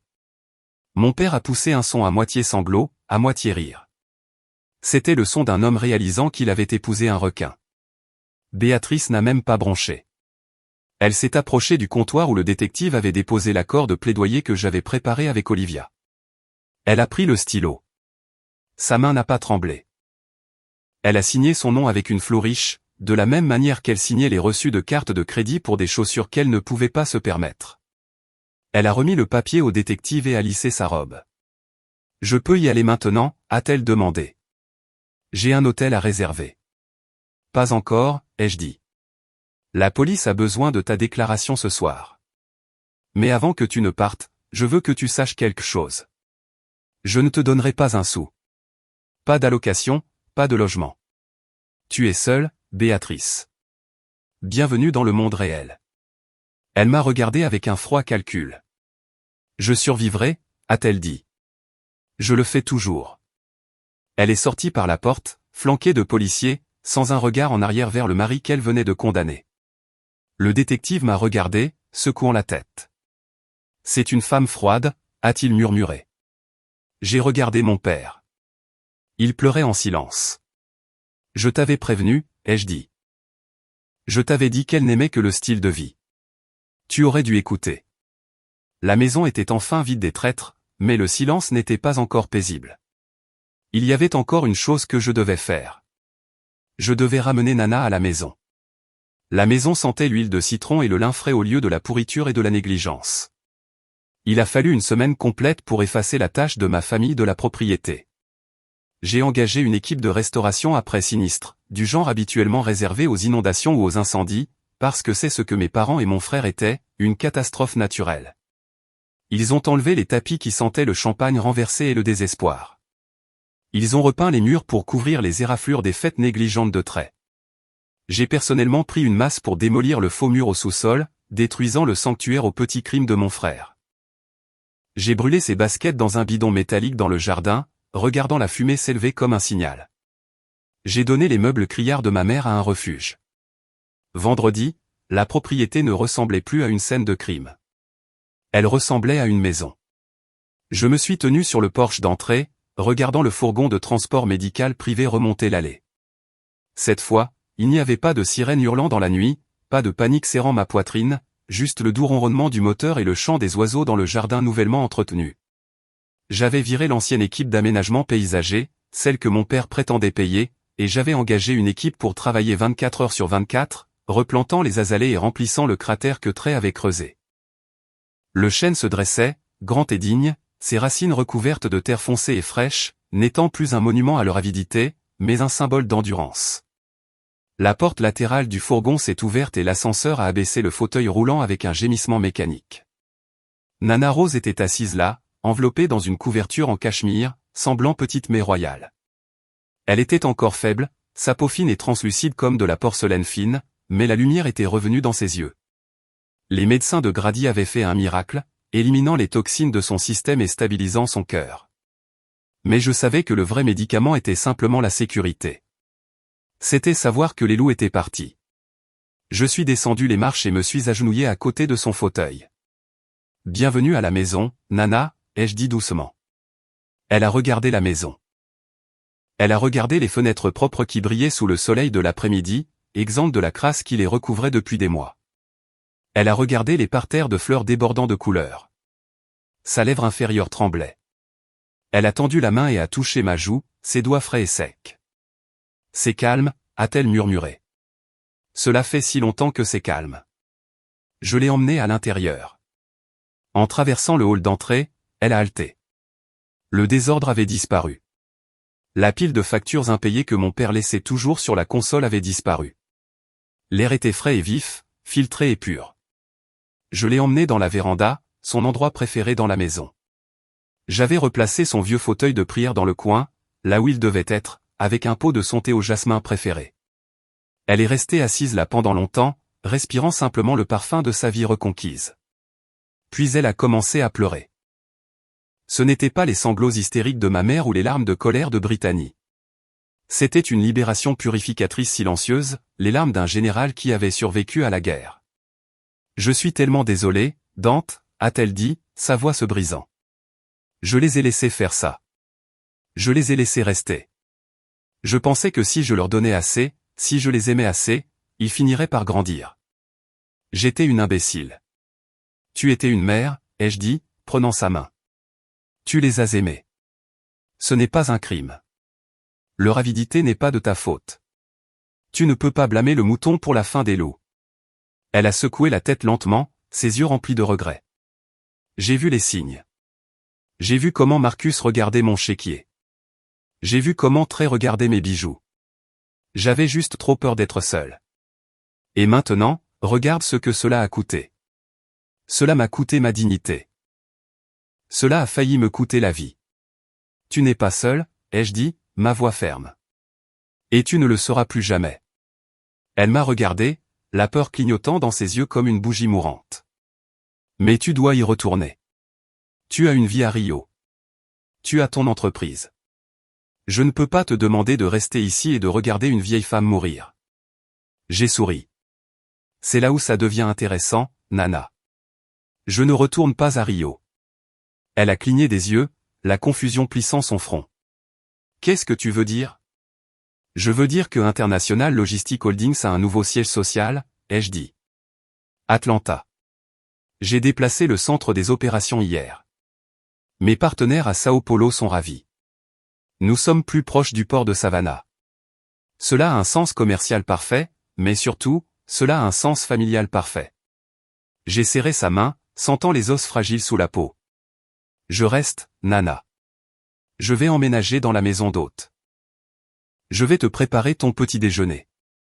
Je vais m'occuper de ton jardin. Et je vais m'assurer que plus personne ne t'enferme à nouveau. De nouvelles larmes ont coulé sur ses joues, mais cette fois, c'étaient des larmes de soulagement. Elle a porté ma main à ses lèvres et l'a embrassée. Merci, a-t-elle murmuré. Merci de m'avoir sauvé. Le moment a été interrompu par la sonnerie de la porte d'entrée. Nana s'est raidie, ses vieux instincts de peur se réveillant. J'ai posé une main sur son épaule. Tout va bien, ai-je promis. C'est juste Arthur. Arthur Sterling est entré, portant sa mallette en cuir battu. Il avait l'air fatigué mais satisfait, le regard d'un homme qui venait de gagner un match de boxe en 12 rounds. Il a salué Nana avec une courtoisie et s'est assis en face de nous. Les papiers sont prêts, Rose, a-t-il dit en ouvrant la mallette. Les avis d'expulsion ont été signifiés. La saisie est finalisée. La propriété est maintenant légalement détenue par l'entité de Dante. Mais nous avons une dernière affaire, le testament. Nana s'est redressée, essuyant ses yeux. Brûlez l'ancien, a-t-elle dit, sa voix dure. Celui que Marcus m'a fait signer quand j'étais malade. Brûlez-le. Déjà fait, a dit Arthur. Voici le nouveau. Il laisse tout, les actifs liquides restants, les bijoux récupérés dans le sac de Brittany, la propriété intellectuelle de vos anciens brevets de soins capillaires, à Dante. Il s'est arrêté, un sourire narquois touchant ses lèvres. Cependant, il y a une question concernant les autres. Si vous ne leur laissez rien, ils peuvent contester le testament. Ils peuvent prétendre que vous les avez oubliés ou que Dante a exercé une influence indue. Ils peuvent bloquer cela au tribunal des successions pendant des années, traînant votre nom dans la boue. Je ne veux pas qu'ils aient un centime, a craché Nana. Pas un seul sou. Arthur a hoché la tête. Je comprends. C'est pourquoi nous utilisons la clause du dollar. C'est une stratégie juridique spécifique. Nous mentionnons explicitement chaque membre de la famille par son nom, Marcus, Béatrice, nous reconnaissons leur relation avec vous, puis nous leur laissons exactement $1 chacun. $1, a demandé Nana. $1, a confirmé Arthur. Cela prouve que vous étiez saine d'esprit. Cela prouve que vous vous souveniez d'eux. Et cela prouve que vous avez évalué leur contribution à votre vie à exactement $1. Cela rend le testament pratiquement à l'épreuve des balles. Ils ne peuvent pas dire qu'ils ont été oubliés. Ils ont juste été évalués. Nana m'a regardé, puis Arthur. Un lent sourire s'est répandu sur son visage, le premier sourire sincère que j'avais vu depuis des semaines. C'était le sourire d'une femme qui avait bâti un empire et était prête à le défendre. Donnez-moi le stylo, a-t-elle dit. Elle a signé son nom avec une flourish, sa main ferme et forte. Rosemary Wilson. Voilà, a dit Arthur en soufflant sur l'encre. C'est fait. Qu'ils essaient de contester ça depuis une cellule de prison. J'ai versé du thé pour nous tous. Le soleil se couchait, projetant de longues ombres sur la pelouse. La maison était en sécurité. La fortune était en sécurité. Et la femme qui avait tout commencé était enfin en paix. Mais alors que je regardais la vapeur monter de la tasse, je savais que l'histoire n'était pas tout à fait finie. Mon père et mon frère n'étaient pas du genre à s'éclipser tranquillement, même derrière les barreaux. Et j'avais encore un message à transmettre, un message qui garantirait qu'ils ne regarderaient plus jamais dans cette direction.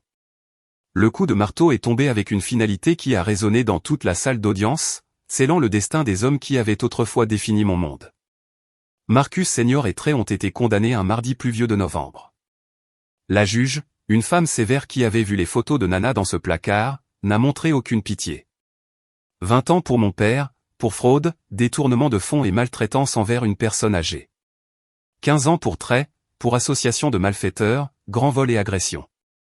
Ils ont été emmenés enchaînés, leurs costumes coûteux échangés contre des combinaisons oranges qui décoloraient leur teint et les privaient de leur vanité.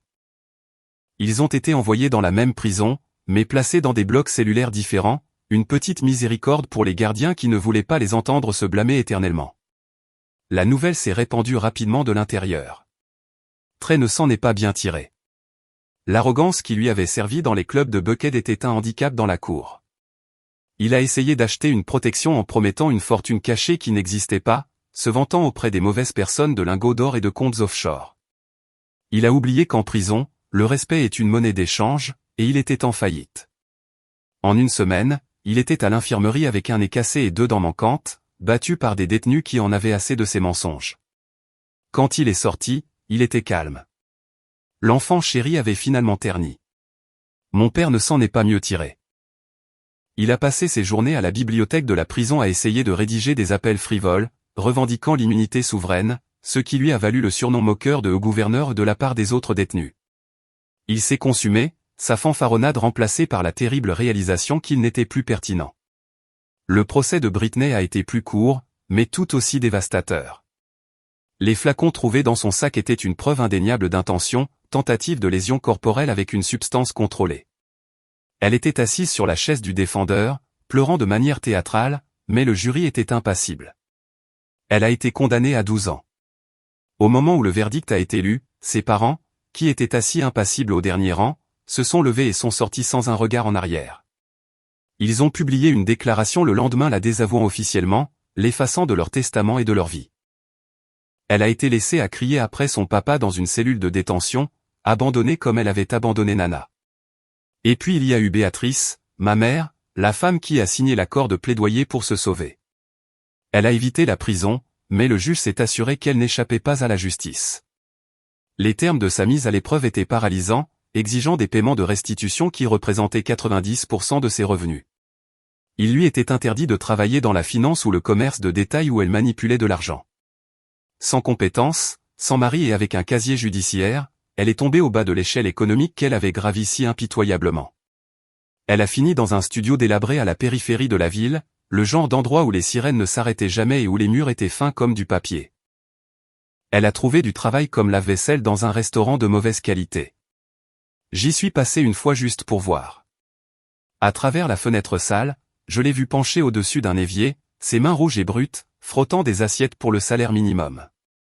La femme qui autrefois piquait une crise parce que son steak était légèrement trop cuit était maintenant en train de jeter de la nourriture à moitié mangée à la poubelle. C'était un karma si précis qu'il semblait scénarisé. Elle a essayé de m'appeler. Tous les jours à 21h, quand son quart de travail se terminait, mon téléphone s'allumait. J'avais bloqué son numéro, mais elle a acheté des téléphones jetables avec ses pourboires. Les messages vocaux étaient une litanie de manipulation. Dante, chérie, s'il te plaît. Je suis fatigué. Mes pieds saignent. J'ai besoin d'argent pour le loyer. Juste un peu. Je suis ta mère. Tu me le dois. J'ai écouté les premiers, puis je me suis arrêté. J'ai configuré mon téléphone pour filtrer automatiquement les numéros inconnus. Elle était un fantôme entend une fréquence sur laquelle je ne me syntonisais plus. 6 mois après la condamnation, une lettre est arrivée à la propriété. Elle portait le cachet du département correctionnel de Géorgie. L'écriture était irrégulière, griffonnée au crayon sur du papier ligné bon marché. Elle venait de Trey. Je l'ai emmenée près du foyer dans le jardin, l'air du soir vif et sentant le pain. Je me suis assis sur le banc de pierre et j'ai déchiré l'enveloppe. Dante, disait-elle, je sais que tu me détestes. Je sais que j'ai tout gâché, mais tu dois m'aider. Je suis endetté envers des méchants ici. Ils pensent que j'ai de l'argent à cause de la grande gueule de papa. Si je ne leur paie pas $5000 d'ici vendredi, ils vont me faire très mal. S'il te plaît, petit frère. Tu as des millions. Juste cette fois. Je signerai tout ce que tu veux. Je disparaîtrai. Sauve-moi. Maman a dit que tu aiderais. Elle a dit que nous sommes toujours une famille. J'ai regardé les mots. Même maintenant, au plus profond de sa misère, il essayait de me manipuler, utilisant l'espoir illusoire de notre mère comme levier. J'ai pensé à la seringue que j'ai trouvée sur lui. J'ai pensé à la boue qui le recouvrait dans le jardin. J'ai pensé à Nana qui pleurait dans le placard, priant pour que quelqu'un la sauve pendant qu'il cherchait de l'or. J'ai allumé une allumette. La flamme a brillé orange vif contre le crépuscule. J'ai tenu le coin de la lettre au feu. J'ai regardé le papier se courber et noircir, les mots désespérés disparaissant en cendres. Je n'ai pas ressenti de satisfaction. Je n'ai pas ressenti de pitié. Je n'ai rien ressenti d'autre que l'air frais de la nuit sur mon visage. J'ai laissé tomber le papier brûlant dans le foyer et je l'ai regardé se transformer en poussière. Non, très, ai-je murmuré à la fumée. Tu n'es pas une famille. Tu n'es qu'une mauvaise dette. Et je t'ai déjà amorti.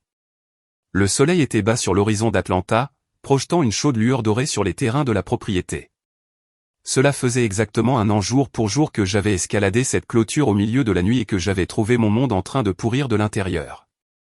Mais aujourd'hui, l'air ne sentait pas la négligence ou le désespoir.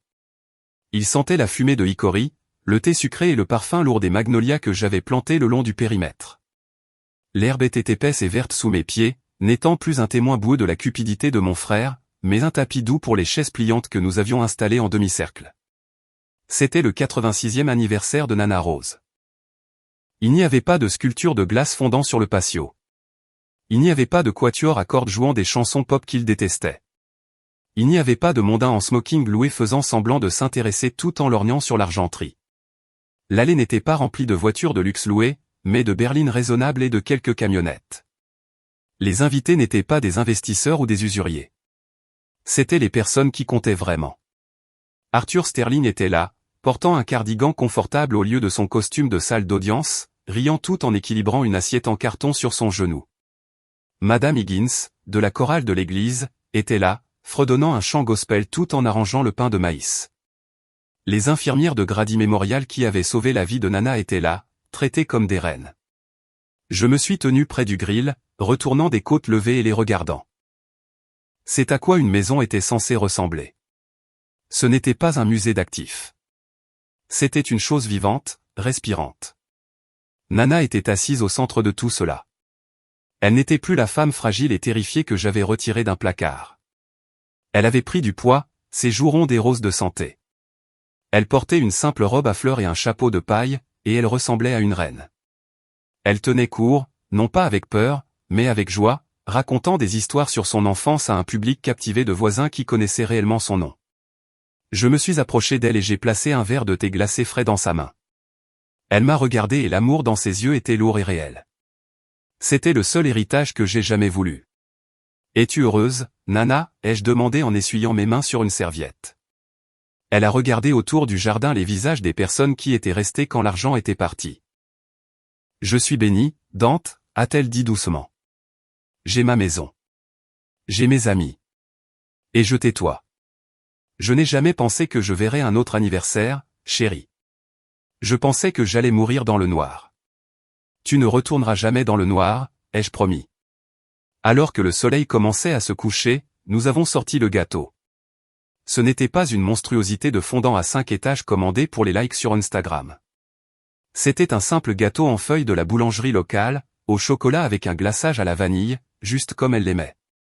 J'ai allumé les bougies, 86 d'entre elles, créant un petit feu de joie qui illuminait son visage souriant. Nous avons chanté. Nos voix n'étaient pas professionnelles. Nous étions faux et forts, et nous avons ri à travers les couplets, mais c'était le plus beau son que j'ai jamais entendu. Nana a fermé les yeux pour faire un vœu. Elle n'a pas souhaité des lingots d'or. Elle n'a pas souhaité une nouvelle voiture. Je savais ce qu'elle avait souhaité parce qu'elle m'a serré la main alors qu'elle soufflait les flammes. Elle a souhaité la paix. Et enfin, elle l'avait. Alors que les invités mangeaient du gâteau et que les lucioles commençaient à danser au-dessus de la pelouse, je me suis reculé jusqu'au bord du patio. J'ai regardé les endroits vides où mes parents et mon frère se tenaient autrefois. J'ai pensé à eux assis dans leurs cellules de béton et leur studio, blâmant le monde pour leur malheur. J'ai ressenti une douleur fantôme, une ombre du deuil que je pensais devoir ressentir pour avoir perdu ma famille. Mais ensuite, j'ai regardé Arthur, faisant une blague qui a fait rire Nana à gorge déployée. J'ai regardé les infirmières partager des photos de leurs enfants. J'ai réalisé alors que les manuels de biologie se trompaient. Le sang ne fait pas une famille. L'ADN n'est qu'un plan, un ensemble d'instructions qui peuvent être ignorées ou réécrites. La vraie famille ne concerne pas les personnes avec qui vous partagez un nom de famille. La vraie famille concerne les personnes qui se présentent. Il s'agit de ceux qui vous tiennent la main lorsque les machines sonnent. Il s'agit de ceux qui vous nettoient lorsque vous êtes brisé. La famille, ce sont les personnes qui ne vous laissent pas à la poubelle lorsque vous ne leur êtes plus utile. Je me suis approché de la table d'appoint et j'ai pris une bouteille de vin. Ce n'était pas le champagne à 500 $ que mon frère avait aspergé sur la pelouse en Jamaïque. C'était un merlot à 12 $ que Nana adorait parce qu'elle disait qu'il avait le goût de raisin et non de bois. J'ai versé un verre, le liquide rouge foncé captant les derniers rayons de la lumière. J'ai regardé directement dans l'objectif de la caméra qui enregistrait la fête pour la postérité. J'ai levé le verre en signe de toast, non pas aux Wilsons absents, mais à la femme assise sur la chaise, et à l'homme que j'étais devenu pour la sauver. Il pensait que j'étais juste un gestionnaire de la logistique. Il pensait que je ne faisais que déplacer des boîtes. Il ne savait pas que ma spécialité était la gestion des déchets. J'ai pris une gorgée du vin. Il était doux et simple, et il avait le goût de la victoire. Et c'est ainsi que j'ai sorti les poubelles. À votre santé. La leçon la plus profonde ici est que la biologie n'est pas un contrat contraignant. Le parcours de Dante prouve qu'une vraie famille n'est pas définie par des noms de famille partagés, mais par des valeurs partagées et la volonté de se présenter quand cela compte le plus. Ses proches toxiques considéraient les relations comme des transactions, extrayant de la valeur jusqu'à ce qu'il ne reste plus rien. En revanche, Dante comprenait que l'amour est une action, pas une obligation. Nous devons avoir le courage de rompre les liens avec ceux qui nous font du mal, même s'ils partagent notre sang. Parfois, protéger sa paix et ses proches exige de devenir le méchant dans leur récit déformé. Si cette histoire vous a encouragé à défendre votre position contre les dynamiques familiales toxiques, cliquez sur le bouton j'aime et abonnez-vous pour plus d'histoires de justice et de résilience.